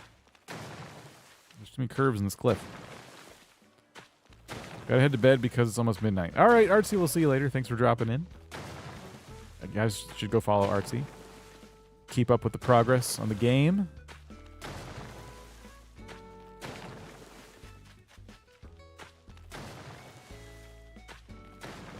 Doesn't count, it's different. It's an RPG, though. But I think I know what you mean.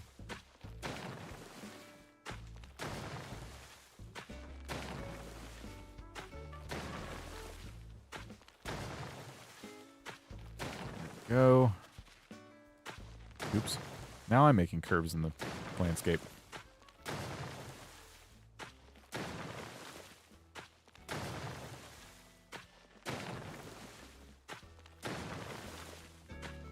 Once we flatten the island, I have to figure out how I'm going to get all this stuff that I need.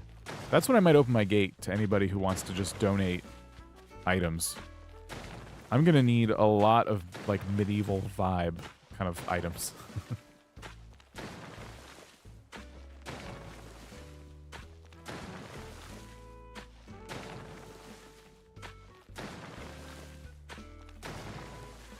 That won't be today though. This is already just so much work.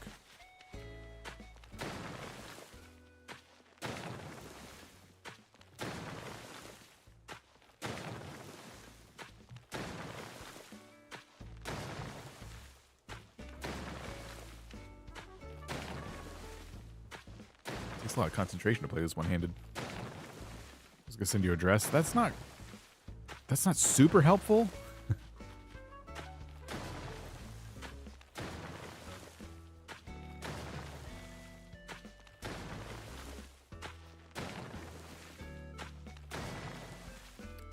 Another Nintendo Direct prediction that I have is they're going to add more old games to their virtual consoles. Is that what they call them? You know how they Super Nintendo, N64, all that stuff. I think we'll get some more N64 games, and I think we're gonna get, I don't know, just some random stuff on those, because they gotta keep adding to those. People are paying extra money. And that's the biggest draw, is like the N64 library and stuff. So I think it's an easy win. If I were to bet money on any type of direct prediction, it would be that they're going to add more games to those services.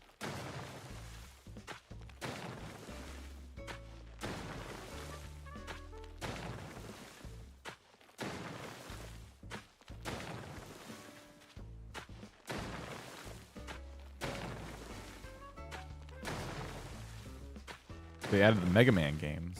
Didn't they just add some Game Boy games? Was that one of them?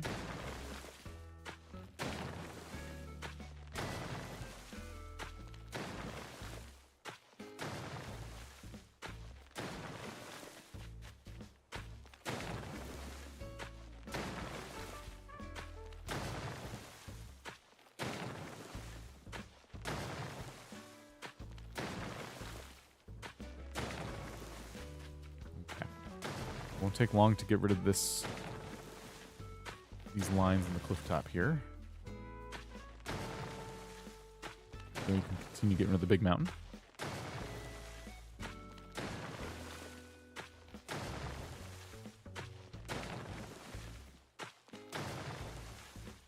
Did someone already say when the direct is? Do we know? We just know it's in June. We should have a date by now. Is it this week? Or this coming week?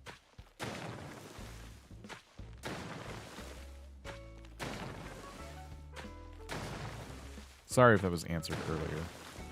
I would have missed it.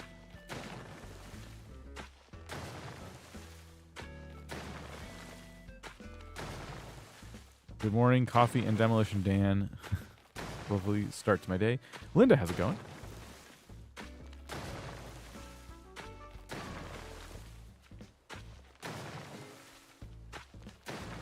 I predict that it will be in 3 to 5 days. Okay. Okay, hold on. June 2024 Nintendo Direct.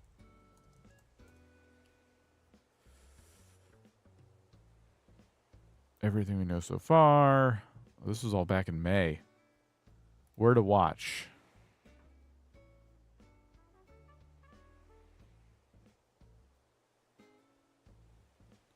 No specific confirmed date. This was from 3 days ago. Okay. If there's no confirmed date yet, it could happen this coming week, but it's more likely like the week after. Maybe they announce the date this week and then it's the following week. Usually when they announce a direct, it's pretty soon after the announcement, I think. The 3rd week of June? Could be the 3rd week of June, I guess. I guess it could be the very last day of June. What? It's a June Direct. Why are you all mad?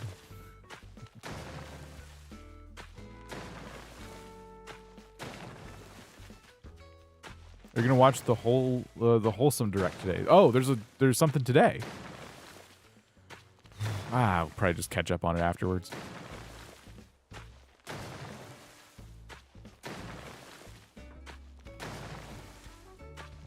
I usually wait until stuff like that ends, and then I just look at the list of things that they announced. Watch the trailers selectively. Judge books by their cover. All that stuff.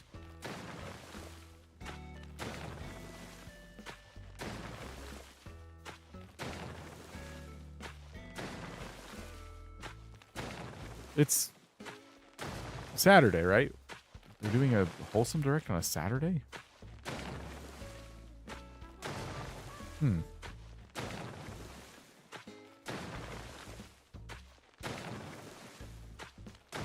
Maybe that's where they announce an Animal Crossing spinoff.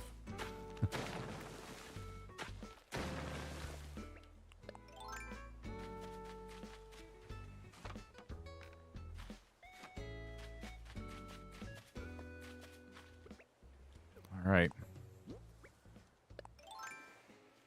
Now we start with the big cliff here.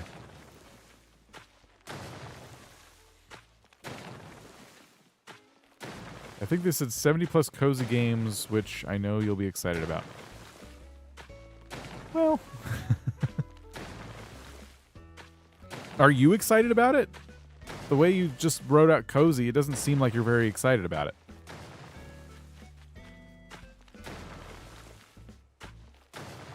I like cozy games.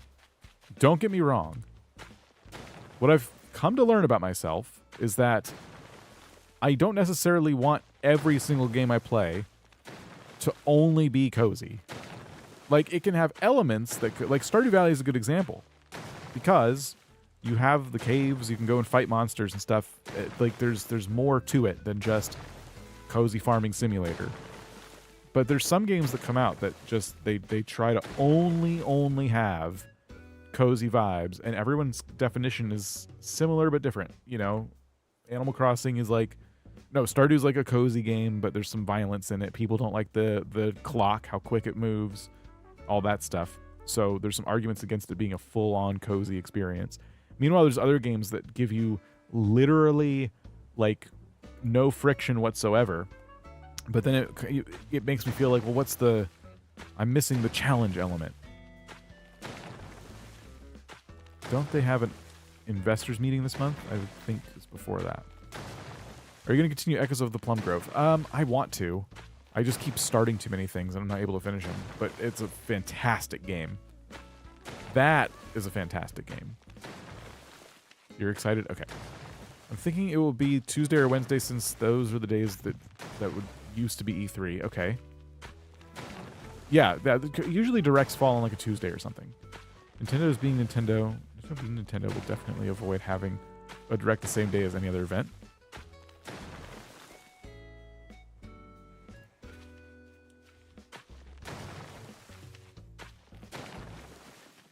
Yeah, rest in peace, E3.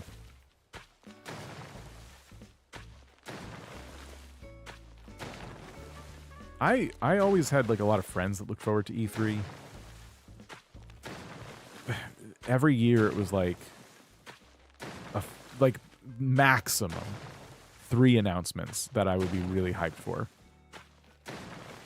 Usually there was like 1.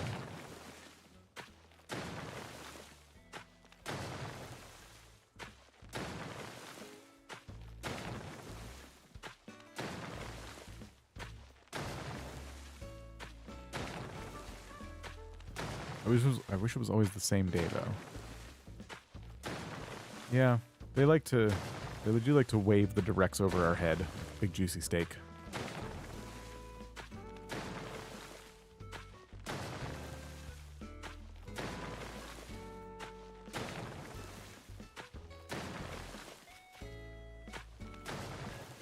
This poor island never stood a chance.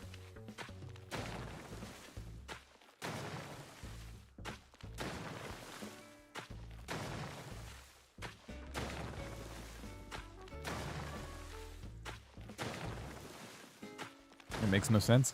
I think Nintendo just likes building hype.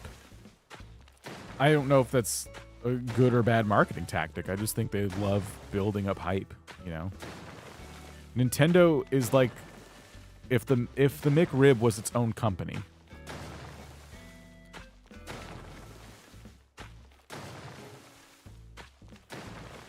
If they announced it earlier, they could build up more hype.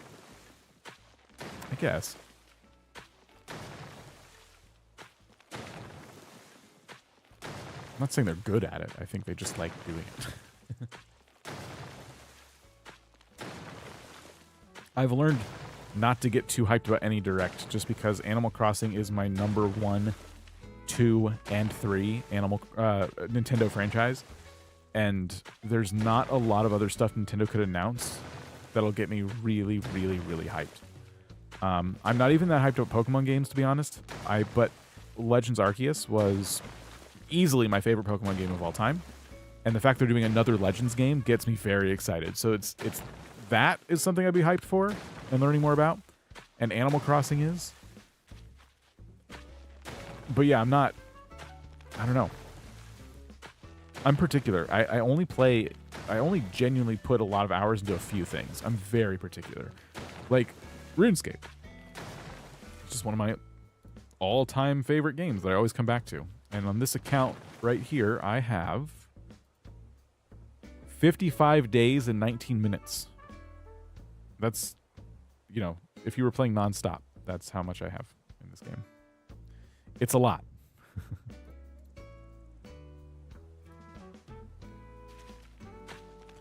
I think we are getting into the time frame where they could tease the next Animal Crossing, but it'll just be a glimpse of the characters and they'll say like 2026 or something.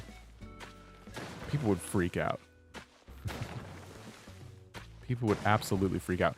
If Animal Crossing was going to be a launch title on the next console, I think we get that tease in the next direct when they announce the console. But I still don't see a new, honest-to-goodness Animal Crossing game being even teased in this direct. I think if anything, we get either an Animal Crossing remake of some kind or reboot, or it's another Lego set or something. Like some kind of exterior merchandise, not really a game, you know what I mean? That's what they did for New Horizons, and they delayed it too. But New Horizons was announced during the Switch's, like the Switch was already a thing, right? It's going to be different next time because New Horizons, I don't think they were anticipating how big it got. Thanks, pandemic. At least something good came out of that, I suppose. But yeah, the New Horizons announcement, I think, happened way after the Switch was a console we had in our hands.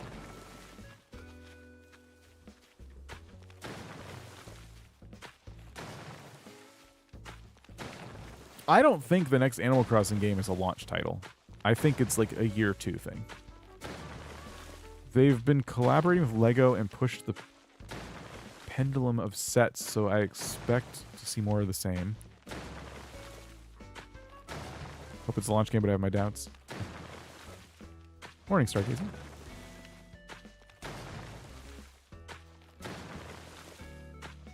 I agree, not a launch title. You can tell they put a lot into New Horizons because the game changed so much. They kind of rebooted the entire franchise. So if they use some elements that were in New Horizons, it could be, you know, a little bit easier to make the next one.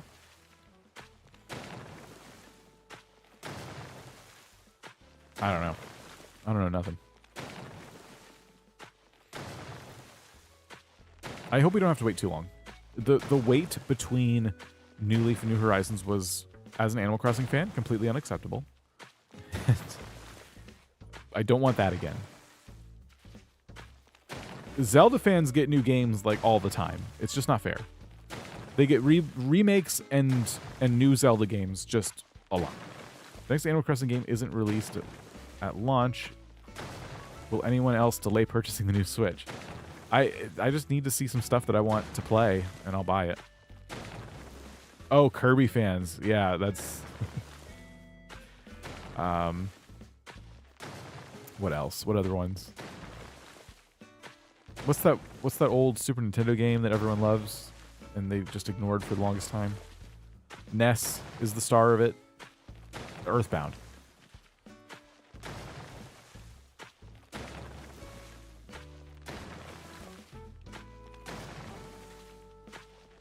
That's another one. Nintendo has a lot of IP.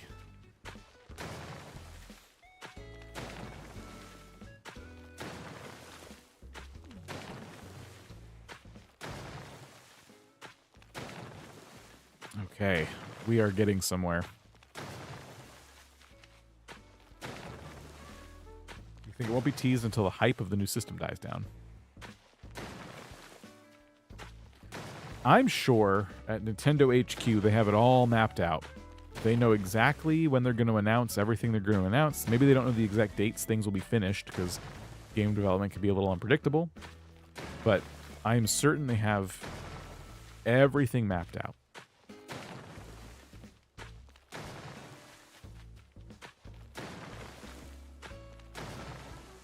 I think one of the launch titles could be Splatoon 4.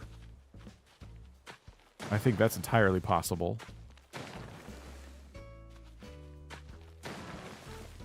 Mario Kart, we're long overdue for a new Mario Kart. They just keep adding to Mario Kart 8.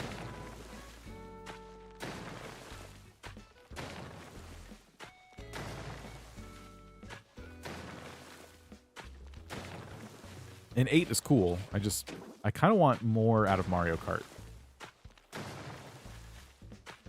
Like, just more game modes or whatever, you know? It'd be kind of cool if they took things like Double Dash and stuffed them into a Mario Kart game mode. I'm back walking and talking to myself, and I see Dan still destroying cliffs. To be fair, how much I love terraforming takes ages. It does. I'm trying to knock out as much as I can today.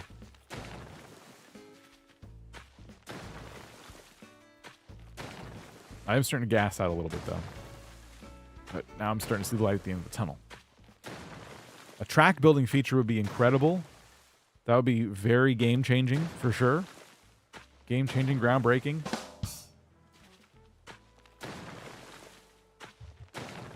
Long overdue.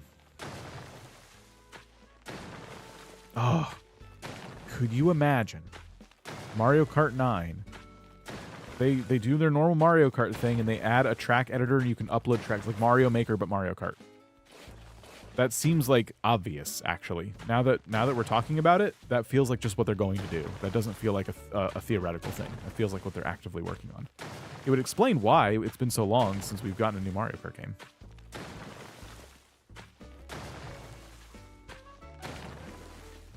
Mario Maker's been a wild success. And I think didn't they just put RPG Maker on the Switch? Like, Nintendo is trying to do, and then they have Game Builder's Garage. Like, they're trying to get more and more young people interested in game design and programming. Level design. Have you guys seen the new Mario 64 ROM hack that turns it into Mario 64, like Mario Maker 64? You can build your own Mario 64 levels.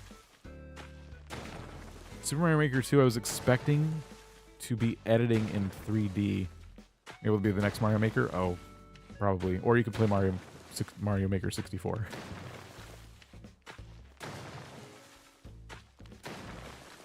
Mario 64 is not legitimate. It's a ROM hack, so you'd have to do some things to play it. I have not played it. I'm not going to do the things required of it because I'm just too lazy. And so on and so forth. But I have a Mario 64 cartridge. I could buy some hardware to rip the game off to it and then load up the ROM hack and try it out. ROM hacks are cool because if you have the original, if you have the technology, you can play it on original hardware.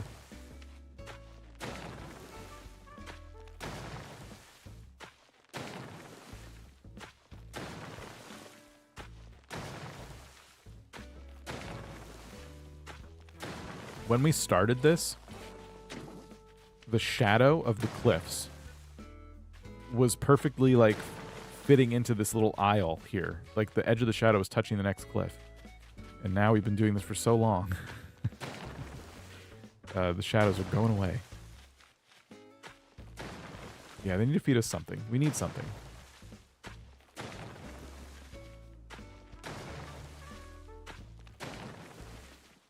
A Mario Kart track editor would be so fun. I can't even imagine what people would do with that. It would be so fun.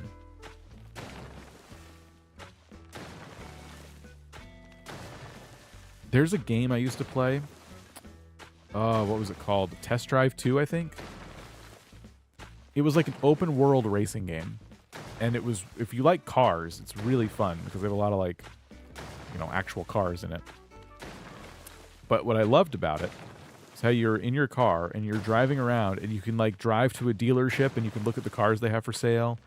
And you could drive around and do different challenges just all over the map. Like an open world Mario Kart game where you're in your go-kart, but you're not in a race. You're just driving around a map. And there's different stuff to do. That'd be fun too. Probably a little overkill. They probably don't need to do that.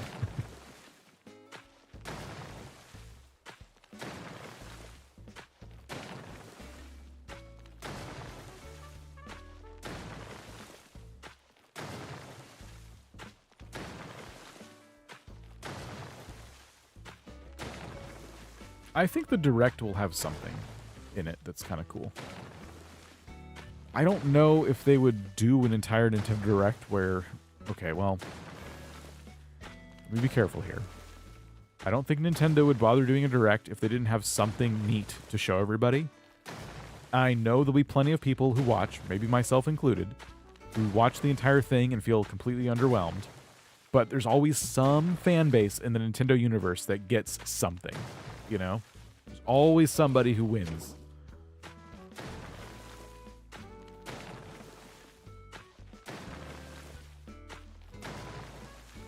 So, if they're doing a Direct, they must be pretty proud of something. But I want to win. I know. I do too. I do too. They could remake every Animal Crossing game and give us a new Animal Crossing game every 2 years, and I'll still complain about something. So, I just try to remember that, you know, it is what it is, I guess.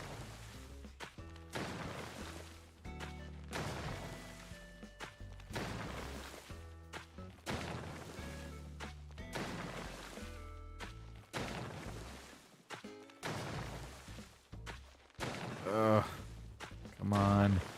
We're so close. The tree graphics aren't good enough? You mean in RuneScape or Animal Crossing? They definitely didn't fill in the trees well enough. Like in the back. Oh, yeah. Dinkum... James keeps doing some awesome stuff with Dinkum.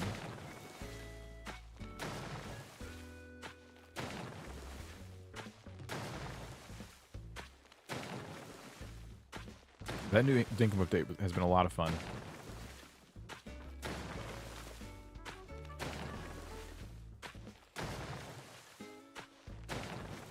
I'm trying to run. I'm holding down the B button. Oh, see? Now it's messing me up. I'm trying to run to the next bit of cliff to take down. Anything to make it faster.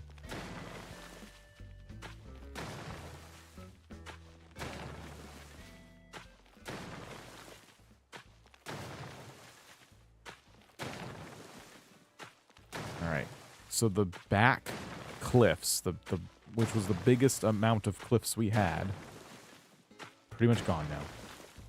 So all we have left is one pretty reasonably sized mountain. And the island is flat. No rivers, no cliffs. Clean slate, blank canvas.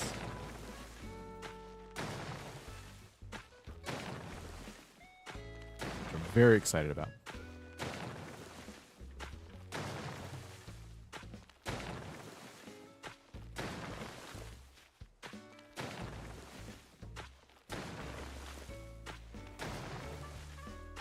I'm surprised. I'm surprised we did all this.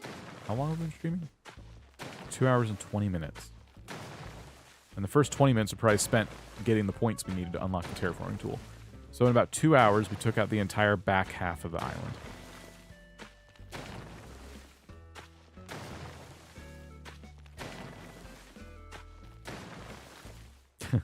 Could you imagine photorealistic Animal Crossing?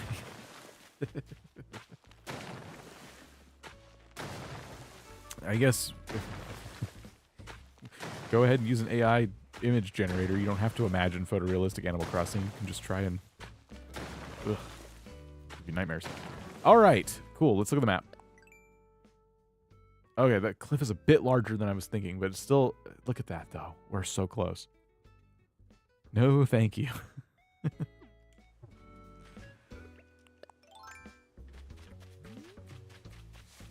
Large pores your player character's face? Why are we giving them large pores? Is that a balloon? Well, hold on. I guess I have to go up here.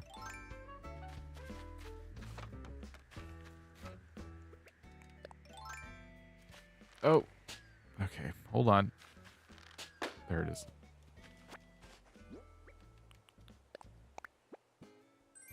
Lecture hall bench. You know what? Will you use this? I don't know, maybe.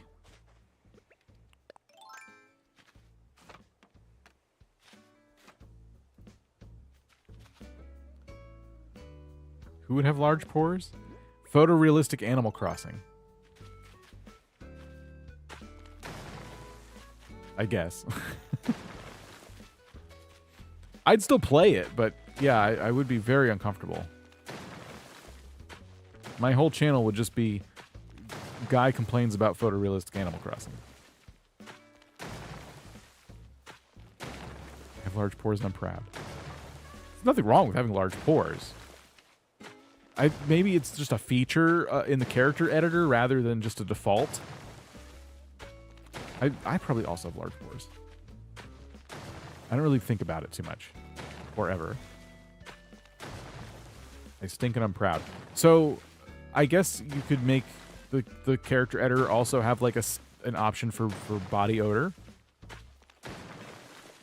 Why don't character editors have more stuff like that? We're always obsessed with like, oh, eyes and forehead shape and all this stuff, but what about those attributes?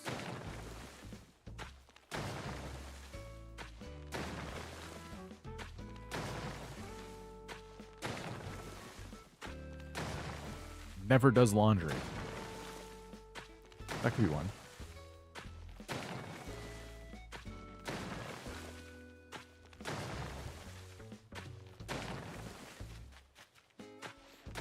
Leaves dirty dishes in the sink.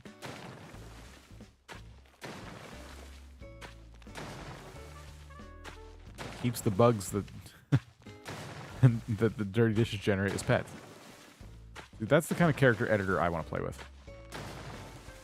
I really don't care about my character's like hairstyle. I want to know what makes them tick. Kind of like The Sims, only more specific.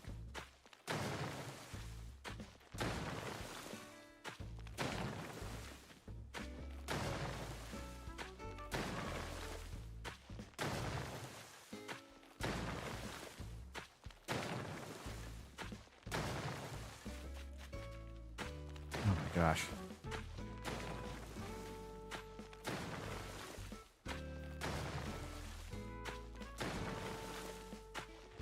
We're so close.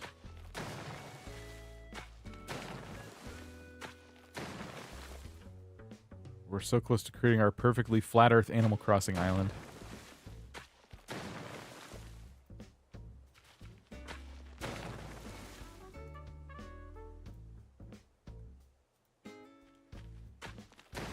Be good for our society if fictional characters weren't as attractive. Yeah, I think any type of representation that media can bring to whatever, games, whatever, that's always good.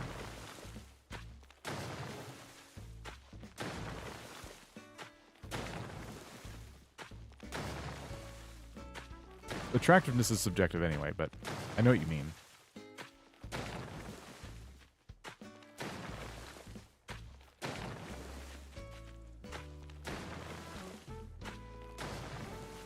Let's get this cliff just gone. I think we just do all of it. It won't take that long.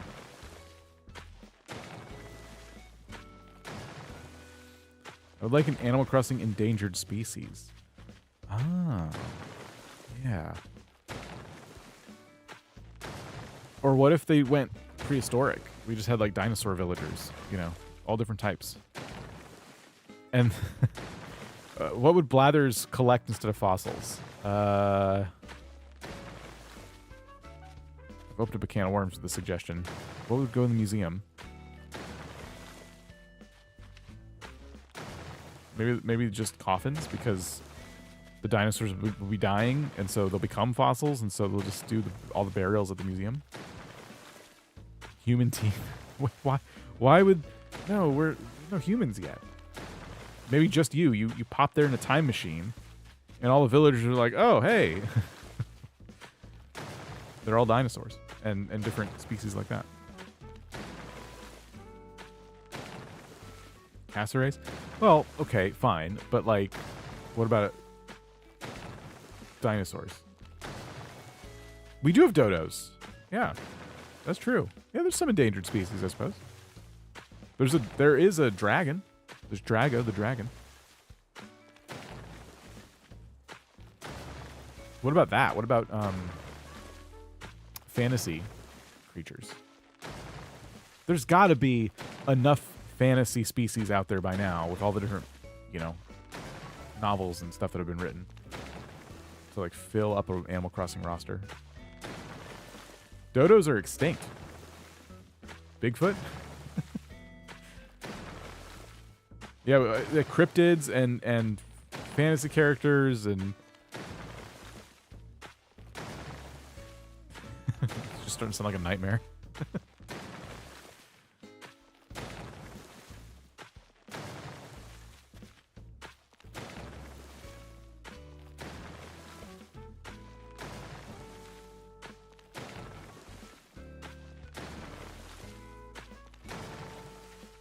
When did they go extinct? I think dodos were like a prehistoric bird.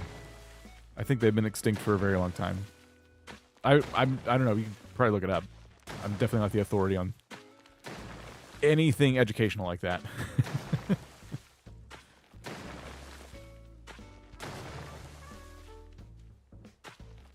Mammoths, yeah. Isn't there a mammoth, actually? One of the elephant villagers has tusks, I think. Tucker, yeah.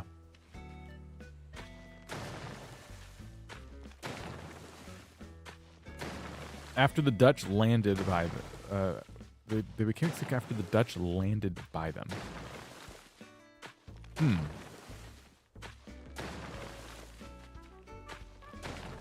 So not as long as I was thinking.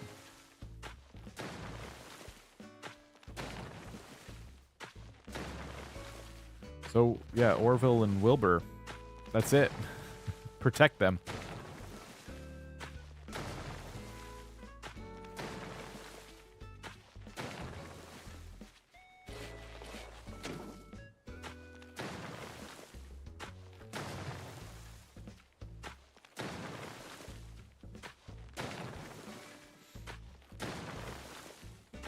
Okay. This is almost gone. The top of this cliff is almost gone. And then bottom one is very big. Well, we can do it. How is it compared to the rest of the island? Okay, it's just like a quadrant. It's not too bad. It'll allow me to chop more redwood logs in RuneScape.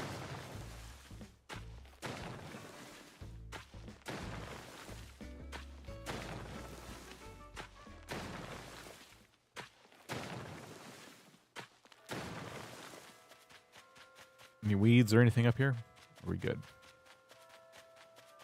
Balloon way back here.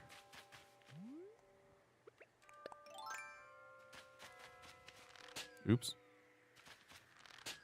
Oh my gosh. Vampire bat villagers. Starry Sands flooring.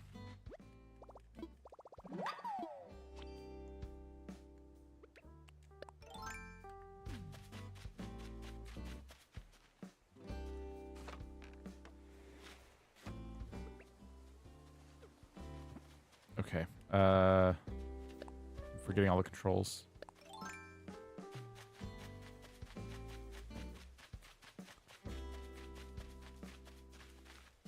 Okay, if we start at the smaller end of the cliff, it won't feel like it's taking that long.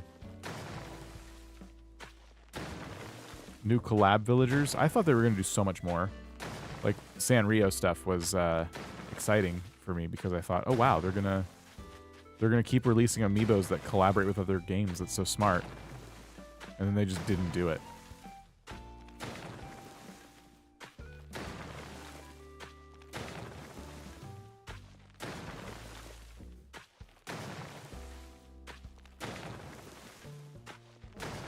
I thought for sure we were going to get some Zelda characters like we did in New Leaf.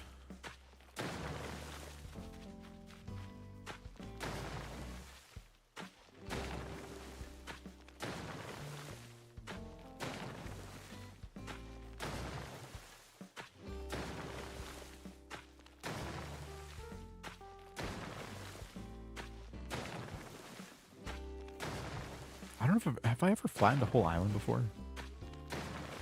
I flattened really, really large swaths of our Rags to Riches island. But I don't think I ever flattened the whole thing. X here, how's it going? Will ever do a Go-Go Town stream in the near future? I did once. It's pretty fun. I've been just waiting for the game to have more to it, I guess. Because, yeah, I completed it. They're dropping a new demo soon.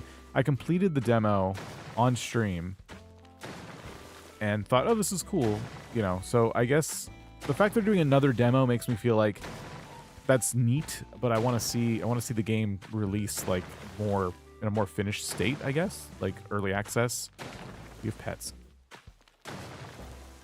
Yeah, I got a cat that's sleeping down here.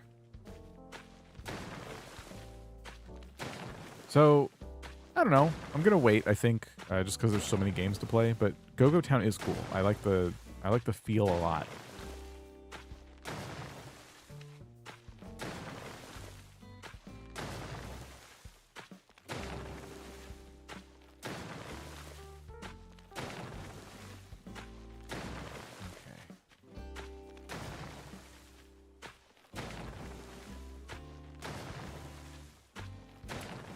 What's his name?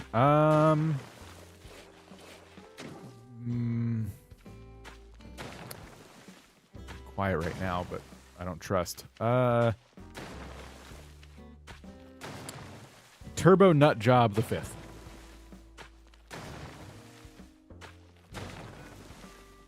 Go-Go Town. Sounds like what Inspector Gadget would say.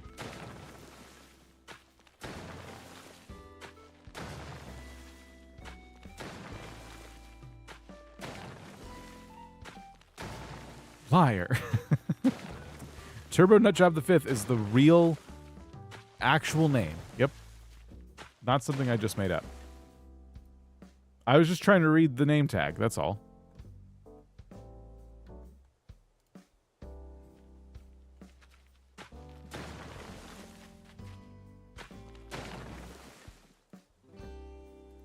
My cat wears one of those name tags that you'd see at like a convention where everyone just wears a little name tag because you're there with a bunch of strangers. Pop one of those right on the fur. Is that really his name? Yeah. Why not?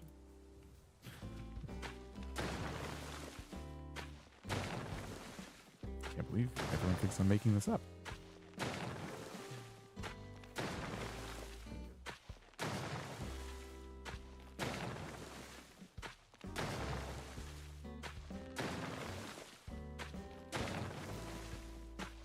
The real name's actually longer.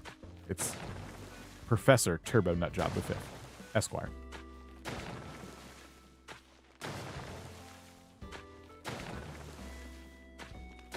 Wait, is it? Yeah, why not? I don't understand. Why is everyone doubting this so hard? He's respected in the industry. All the industries.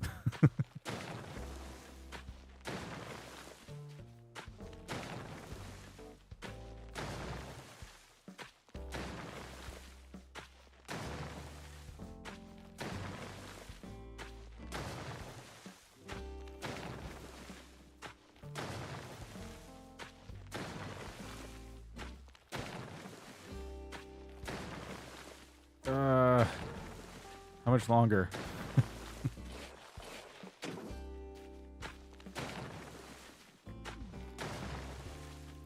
Him? It's not a bad name.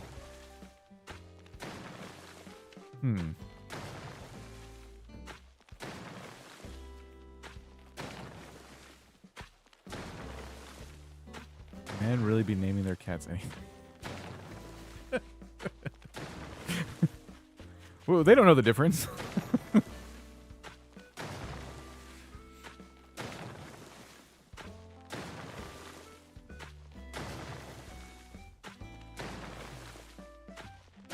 Turbo Nut Job the 5th? You get down here right now. You finish your food.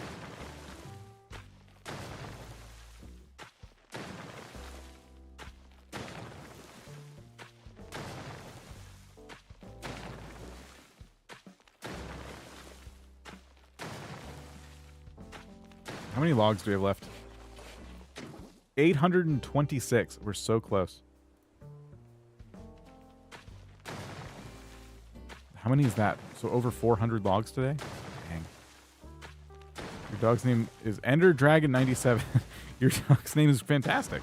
I love that you gave your dog a name that you knew the gamer tag, the Xbox gamer tag, would certainly be available for. That's like really smart.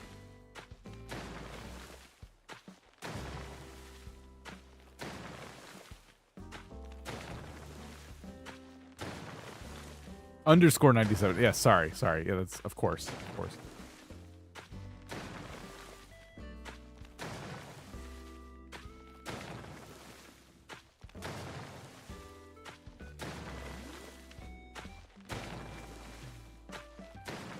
Tune in next week when I rename the cat again.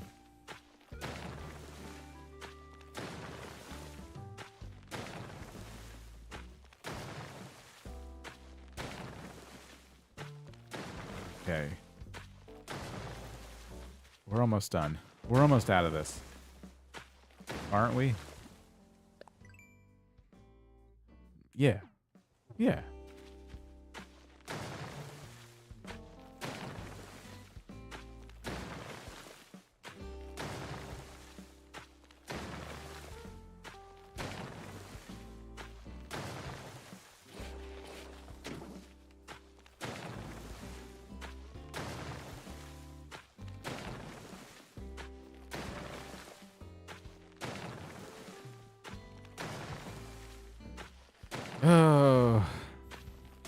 We talked about all the things, didn't we? All our favorite things. Games industry. Corruption. Trying to give away your Steam collection when you die. Nintendo Directs.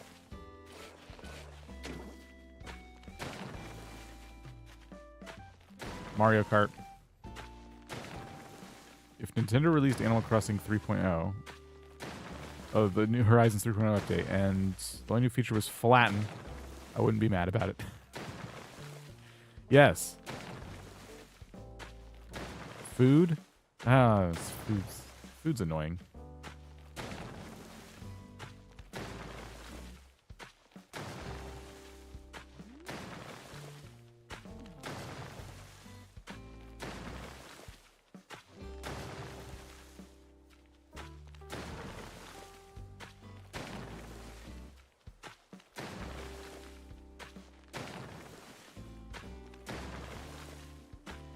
Food's a chore. Eating would be way more fun if we didn't have to do it. You know what I mean? Like, we could, but it wasn't required. Shoes? Shoes are boring to me.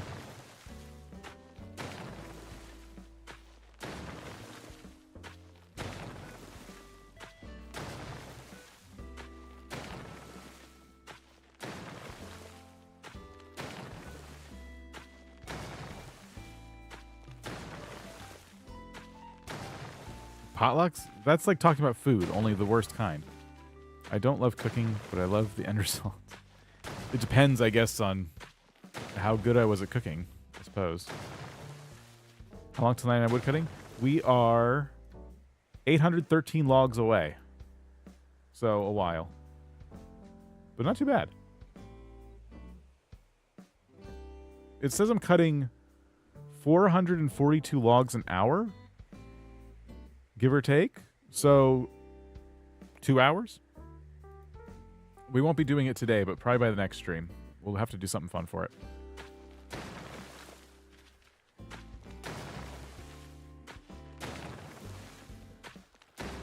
Going on holiday? No.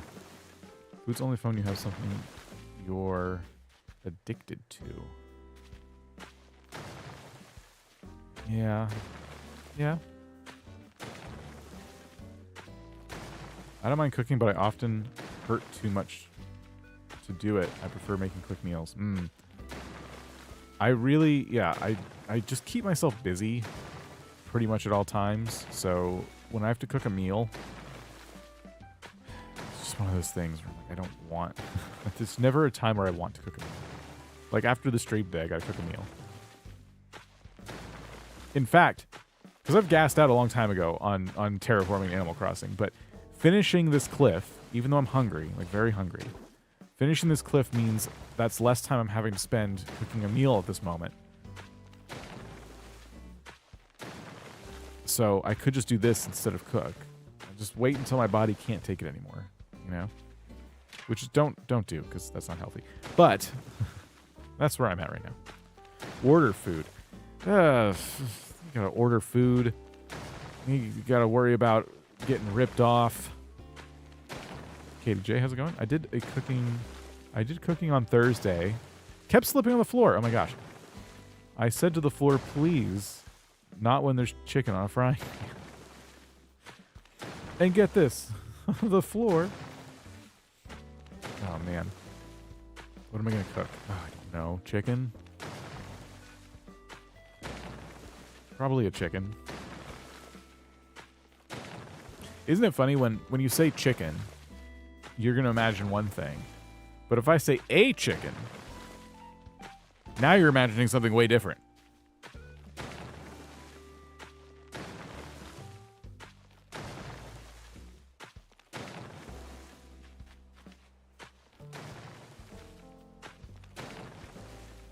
We're almost out of this.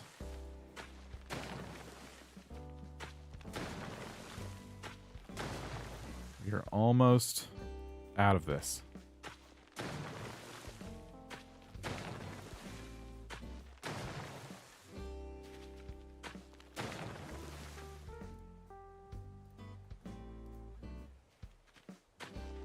I'm like dealing with chicken, but like eating chicken. The best way to cook chicken, there's actually a couple. You could use a sous vide. Then you'd have to have a sous vide machine that can do that. Air frying it. What's my preferred? I usually bake it.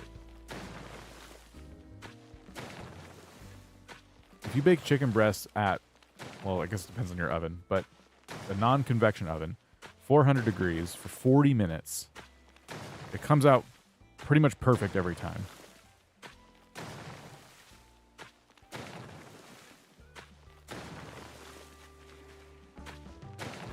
Dishes are the worst part, yes.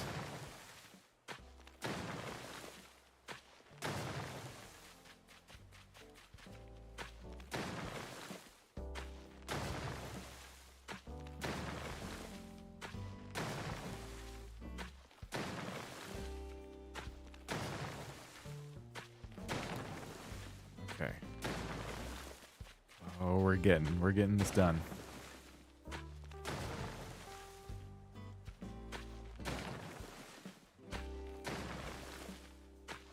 You don't have to do the dishes.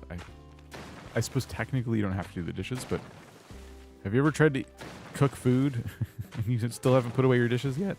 Put them in the dishwasher at least? I wash dishes as I go and actively try to come up with ways to use less dishes. Yeah, I'm kind of I try to do that, but when it comes to finding ways to not use as many dishes, I'm kind of the opposite. If I can use utensils and tools to make the cooking process easier, I'm going to do it, even if it creates a lot of extra dishes.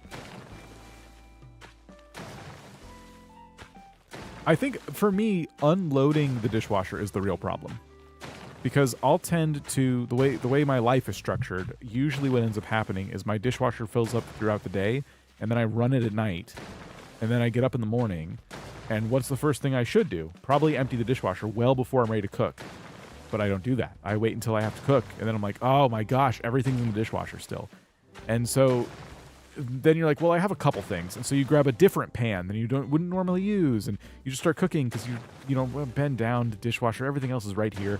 And so you end up like in this weird limbo where now you got dirty dishes here, but clean dishes are still in the dishwasher. Like, okay, fine, I'll unload the dishwasher, but now you're hungry. It's stupid. All I should do is like make unloading the dishwasher part of my morning routine, but I don't do that. I don't care about loading it. Loading it's fine because I'm gonna if I have a dirty dish, I'm gonna have to put it somewhere. I might as well open the dishwasher and just put it in. If I could have something that automatically unloaded my dishwasher, that'd be fine. Some dishwashers are really bad though. Mine doesn't wash off dish soap properly. Oh, I hate that. Yeah, you gotta... You know, people say to spend money on a mattress because you spend a third of your life sleeping. I think dishwasher's the second thing you should invest in. Like, if you're gonna buy something fancy for yourself, it should be getting the nicest dishwasher, if you cook a lot. People empty the dishwasher? I thought you were supposed to clean the dishes as you go, so you just hand wash them?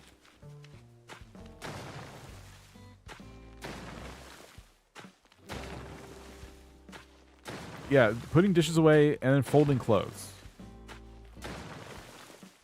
Like, you feel good when you wash clothes and dishes, you feel good that you did a chore. But then you're like punished later on. Helped cook for 200 plus people for several years. Love having only a few dishes to wash. That's, yeah, you cook for that many people. Probably kind of immune to smaller scale projects. My old house didn't have room for a dishwasher. This one does, so much better. It's good. Nice upgrade. Sucks for my parents, they don't make these machines like they used to, so you're forced to buy new ones every couple of years. Yeah, the dishwashers, a lot of appliances are like that, kind of built out of garbage.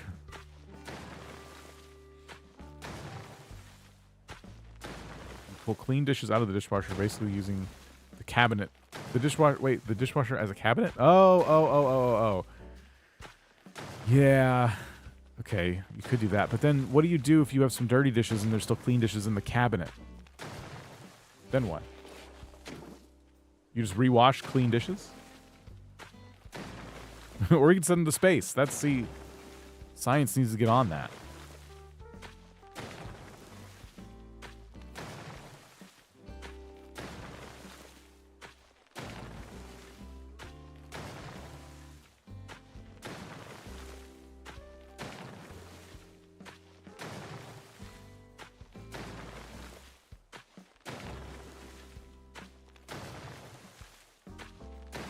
Do that with the dryer. So okay, a washer and dryer is two machines, so it's easier to load one and then still use one as a cabinet for a little bit, but then the clothes are wet in the washer, so you got to be careful about that. But yeah, I think my dryer gets used as a dresser a lot more than my dishwasher gets used as a cabinet. Yeah, I hate dishes piled up in the sink. I absolutely hate that. The dishwasher I have right now is small. That's my other problem. Like, if I have one too many mugs used in a day, there's no guarantee they'll all get clean that night.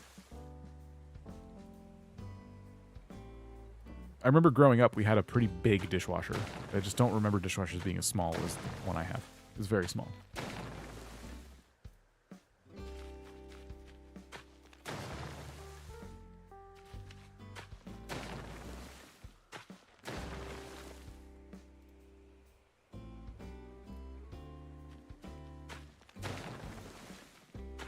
Warming up in the dryer takes wrinkles out. Oh, yeah. Yeah. That's always nice. I used to think about why I can't send trash to space. Speaking of space.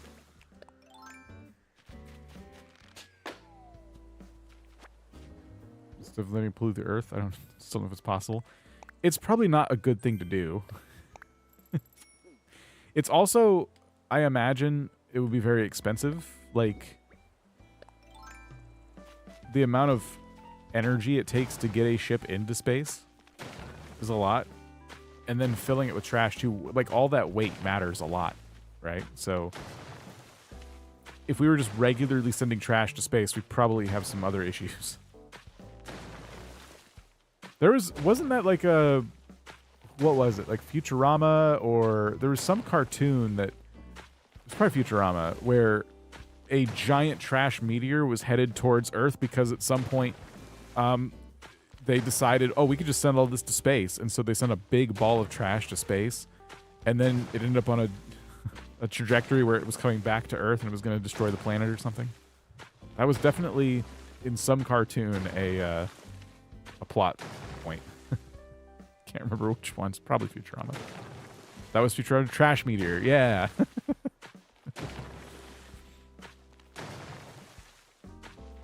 I think that was the same conundrum. It's like, oh, why don't we just send this to space?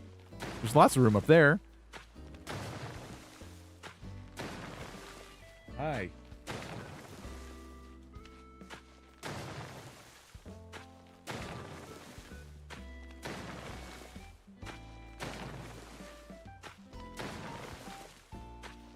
We're almost done.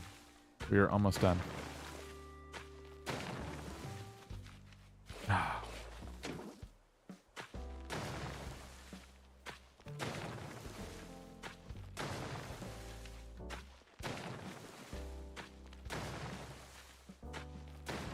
Space trash landed in the Canadian farmer's field already, and a house in Florida. That is like a legitimate concern, right? Like, we're starting to accumulate a lot of like space junk, space debris. It's just orbiting our planet.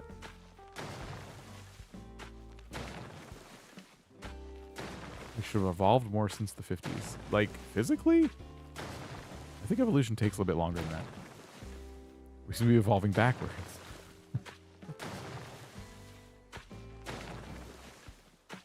You just mean like scientifically speaking, like mentally, like we should have better ideas, better technology?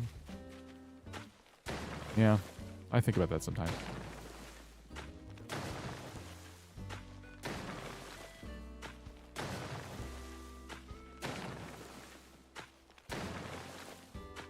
We have AI now. So that's something.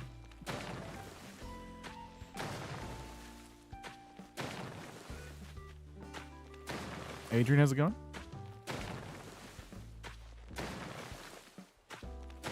Mankind is getting dumber. Yeah, it does feel that way, for sure. It does seem like a lot of the stuff we make kind of is to our own detriment. But technology itself is moving very fast. I mean, very, very fast. Just 10 years ago. If you just think about, like, 10 years ago, how different things are now. Yeah, any movie about AI is not... The AI is never painted in a good light. I think what I'm finding really interesting about it is that AI is not sentient, and that's like usually the sci-fi trope is it becomes sentient, and then it gets mad, and then it kills everybody. And that's whatever. But the real-life consequence right now of AI, for all the, interesting things it can do, the real-life consequence is that people are using it to hustle and grind, and they are just generating a bunch of garbage and filling the internet up with it. And so that's, you've probably seen the news about the AI-generated Google search stuff, where it was literally telling people to do horrible things like drink bleach and stuff. That's a real-world consequence of it, and of it actually hurting people. And the technology itself isn't what's doing it. It's the way it was developed. The technology didn't gain sentience and go, I have an idea. I'm going to tell people to jump off a building. It's just trained inappropriately, completely inappropriately in more ways than one. and then it was just unleashed on the world, and now people are like told they can rely on this. We're learning very quickly that maybe the companies making this didn't, you know, quite finish it yet. Maybe it should have stayed a little more time in the oven. I don't know. Robots, dinosaurs, or zombies? You think one of those will take over? Well, okay, but I don't think we're anywhere near zombies or dinosaurs, so I guess I'm just going to have to say robots by default. They used Reddit to train it. That's like a new thing, actually. I think they probably did originally, but now there's like a deal Google has or OpenAI. Somebody has a deal with Reddit where it can scrape Reddit for training data. And so I think that's where Google was getting a lot of its bad AI results. People memeing on Reddit and stuff, places like that. Someone would ask a question and someone would give a funny but legitimate sounding answer that in the context of the subreddit was obviously a joke. And then Google's AI took it and said, oh, you know, that's how you make a casserole. Okay, step 1. Find a beehive. We did it. That was it. That was the last bit of cliff. The map is flat. We just have a pond we got to get rid of.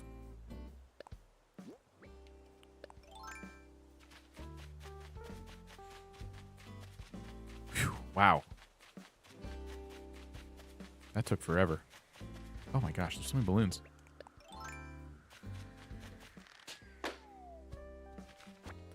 Step 2, eat the beehive. Yeah.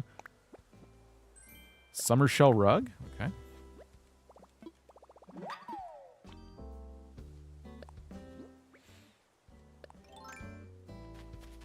All right, fish. Sorry about your habitat. Is it going to be completely flat, or are you going to terraform new areas? We will terraform new areas. There are some parts of Lumbridge that have like terrain that's higher up, but it will be pretty flat. Oh, a blank slate option would be awesome.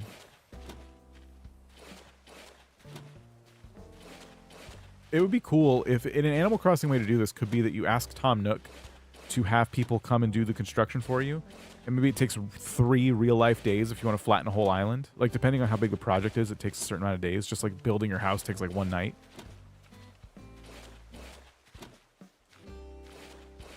That'd be awesome.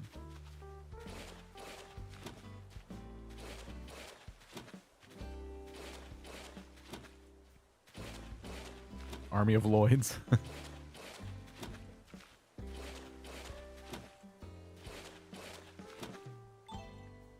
Okay, let's go remove a bridge.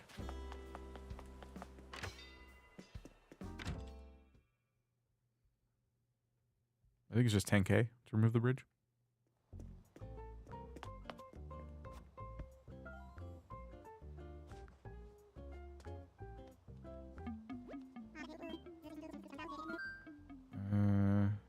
Infrastructure. Bridges and inclines. Okay. Okay. Uh-huh. Demolish something. Oh. I just spent all that time teaching you about building things, but you're here to kill something. All right. We are going to build, or unbuild this bridge.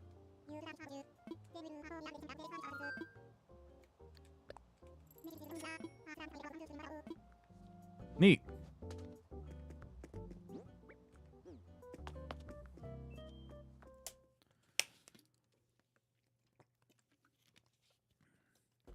Wow, that took forever. But it's done. So the next thing we have to do is we need to get rid of all these trees. Probably keep a handful of them just for supplies and stuff. But get rid of like a lot of them. We need to weed everything. And I mean, that stuff we can do during the actual projects too. I don't have to do that all in one shot. It just depends on how much crafting I want to do.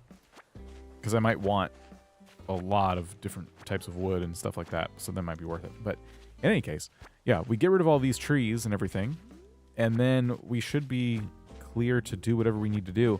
The first big project, the first big actual building project is going to be building the castle. I want the castle walls around resident services. And I think the first thing we'll need to do is move somebody's house next to resident services just to see how close we can get it. And we can start with Hans. Hans is already here, and we know we're putting Hans's place next to resident services as part of the castle. So we could start there.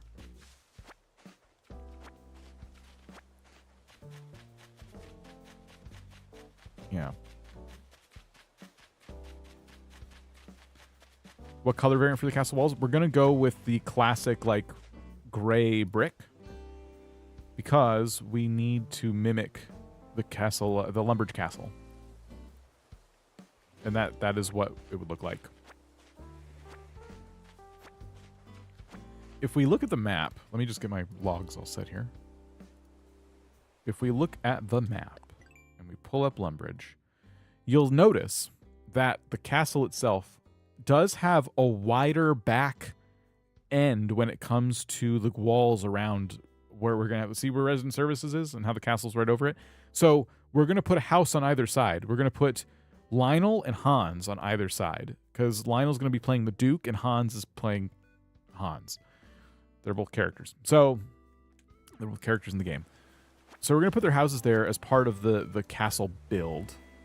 And so we need to determine how close we could put them. I'm guessing we need to keep one space between resident services and the house, but we're going to see. And then that will determine how big the wall is going to be around resident services. Once we know the actual layout of the walls, we'll then be able to go in and start figuring out how much room we have in front of resident services for paths, buildings, things like that. So that is why that's the first build. It's not going to be I don't think I'm going to complete every detail of it. Like, we're going to do the details probably at the end, but we're going to get all the big stuff done as this challenge continues. And we're going to, the town from here on out is really going to start to take shape. Are you doing that today? I think I'm going to move one of the houses today. We have a bridge being demolished, and we'll set up another project for next time where we actually move one of the houses. If I stream tomorrow, then this will start tomorrow. I might go ahead and put a notice in Discord of some of the items I'm looking for if anyone wants to donate them. And then probably during the stream, or maybe before, I don't know, I'll open the gate and let people just come in and like just start dumping stuff.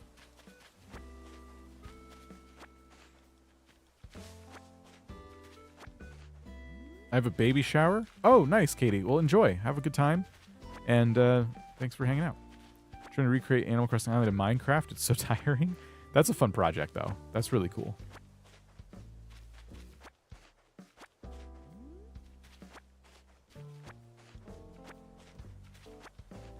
What I could do with Discord is I could start like a stage channel or something and then stream the game to that.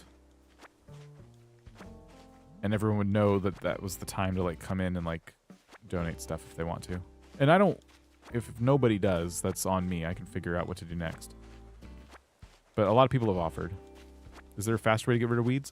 If you let them accumulate to the point where there's, I think, over 300, 350, something like that, you can go to Leaf when he's on Harv's Island and ask him to pick them for you and pay him a fee to do it. But I've never used that feature because you have to have your island basically covered in weeds.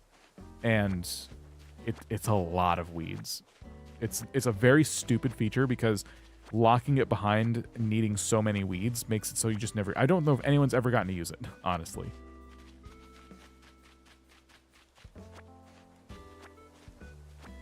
But that is the faster way to do it. So if I had just left every single weed alone and then unlocked Leaf on Harv's Island, then maybe I could have tried it.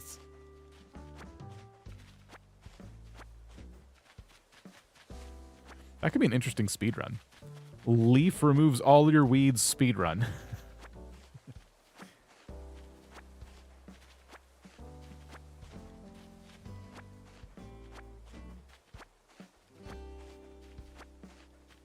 Put weeds on dirt paths. I don't decorate with them, but they are very nice. These are the nicest weeds Animal Crossing has ever given us. I was shocked when I saw the weeds. Like, oh, wow, they really changed these.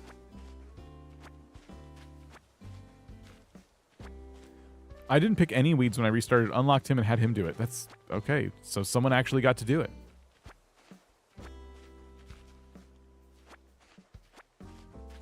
I've always wanted to try the feature. But yeah, I've never had enough weeds to do it. And it sucks because if you leave the game, let's say you finish your island, so it's really developed, and you stop playing for a year and you come back, and there's weeds in spots. Like my island right now, my other island, there's weeds, I would say, everywhere. But physically, there's not a lot of places they can actually turn up. I would love to go to Leaf and say, can you just get rid of these for me? Because I'm late into the game. I don't need to be picking weeds. I have enough weeds. I don't want them for myself. And he won't do it. I just thought it was such a misstep. I don't know why Nintendo did it that way. I'm the only person on Earth.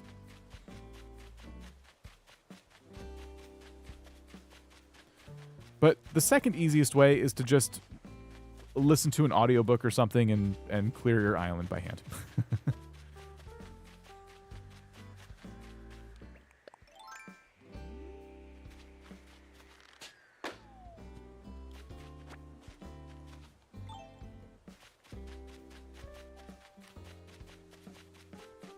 I gotta dig some stuff up at some point. It's weird having the island flat like this. I've never flattened an entire island before. To introduce it so late into the game when most people wouldn't need it. Yeah. Very silly. Anyway, I don't want to pick all these weeds right now. Let's... Actually, how many's left? Yeah, okay, I'll do that later. Let's go back here. Get some money. And then move Hans's house. You messed up the measurements in your Minecraft world? Oh, no. I've done that before. I'm so sorry.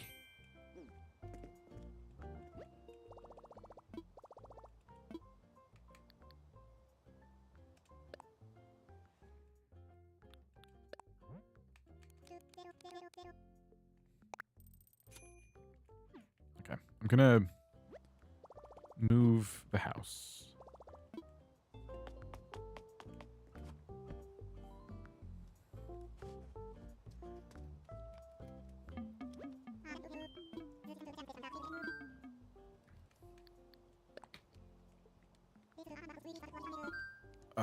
Layout changes. Poopy Pie, how's it going? Let's go with... Oh, he's still talking. It's all tutorial stuff.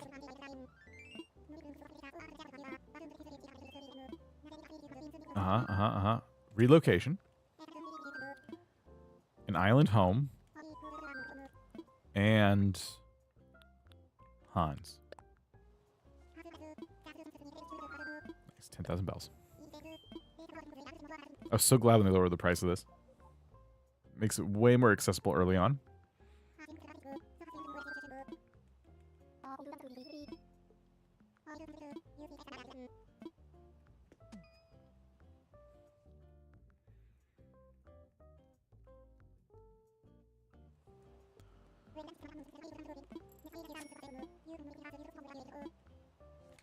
Okay, I'm gonna put him to the right of resident services.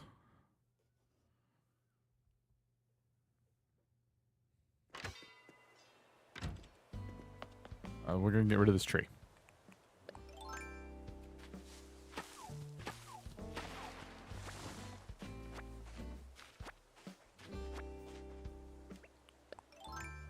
I'll put him as close as I possibly can. I'm gonna have the back of the house line up with the back corner of resident services.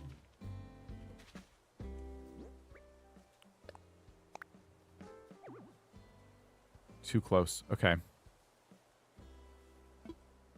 Or should I put it forward like one block? What does the map look like?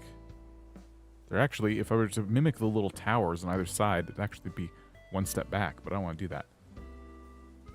I could do that, though. All things considered, I actually could do that because the front is where I need to make sure I don't put too much stuff. Okay, just the same exact thing as before.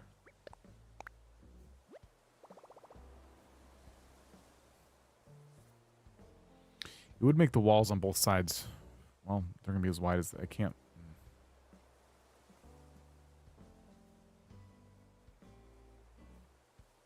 I'll put it one back.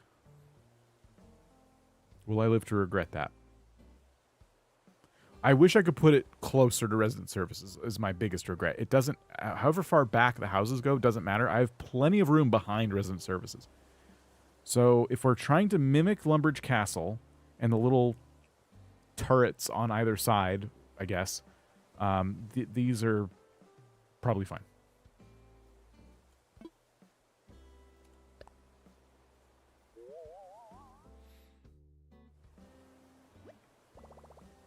Okay.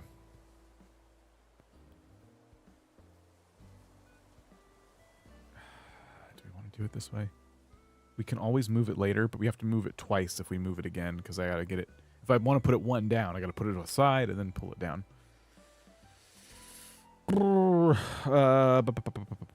Yeah, I think I want to do this. Now I have to make it look castle-y. But that'll be for a future date. So Hans is there, and Lionel's house is going to be in the same opposite spot, like right here. Same opposite. You know what I mean? It's symmetrical. Okay, we have 722 logs before 99 wood cutting, which is awesome. And we have one entirely flat island with nothing left but some trees and weeds. The bridge is gone tomorrow. The house is built tomorrow. And pretty soon we'll be able to do things like build walls around resident services, which is going to really determine the shape of everything, honestly. So the biggest thing I'm going to need help with is getting castle walls and other castle, all that whole set of items. So yeah, I'll probably be in Discord asking for donations here pretty soon. And what I'll do for that is I'm going to open my gate with a dodo code. Probably going to just walk away from my computer and whatever happens, happens. So that could go horribly wrong. But that's the plan. But yeah, I want to thank you guys for hanging out. This was very productive, and I enjoyed chatting with you about Nintendo Directs and all the other stuff going on. I might stream tomorrow. If I do, I might even do another early stream because this worked out really well. It looks like everybody is streaming the Wholesome Direct or about to. Sir looks at me and says, "Did that guy just say hi?" So we're gonna raid Bewick again. We raided Bewick last night. I'm sending you back to Bewick. If you want to see more cozy games coming out soon, hopefully, did it happen already? Hopefully it didn't happen already.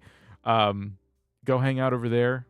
He's gonna watch that, and I will see you guys around. Have a good rest of your day. And goodbye.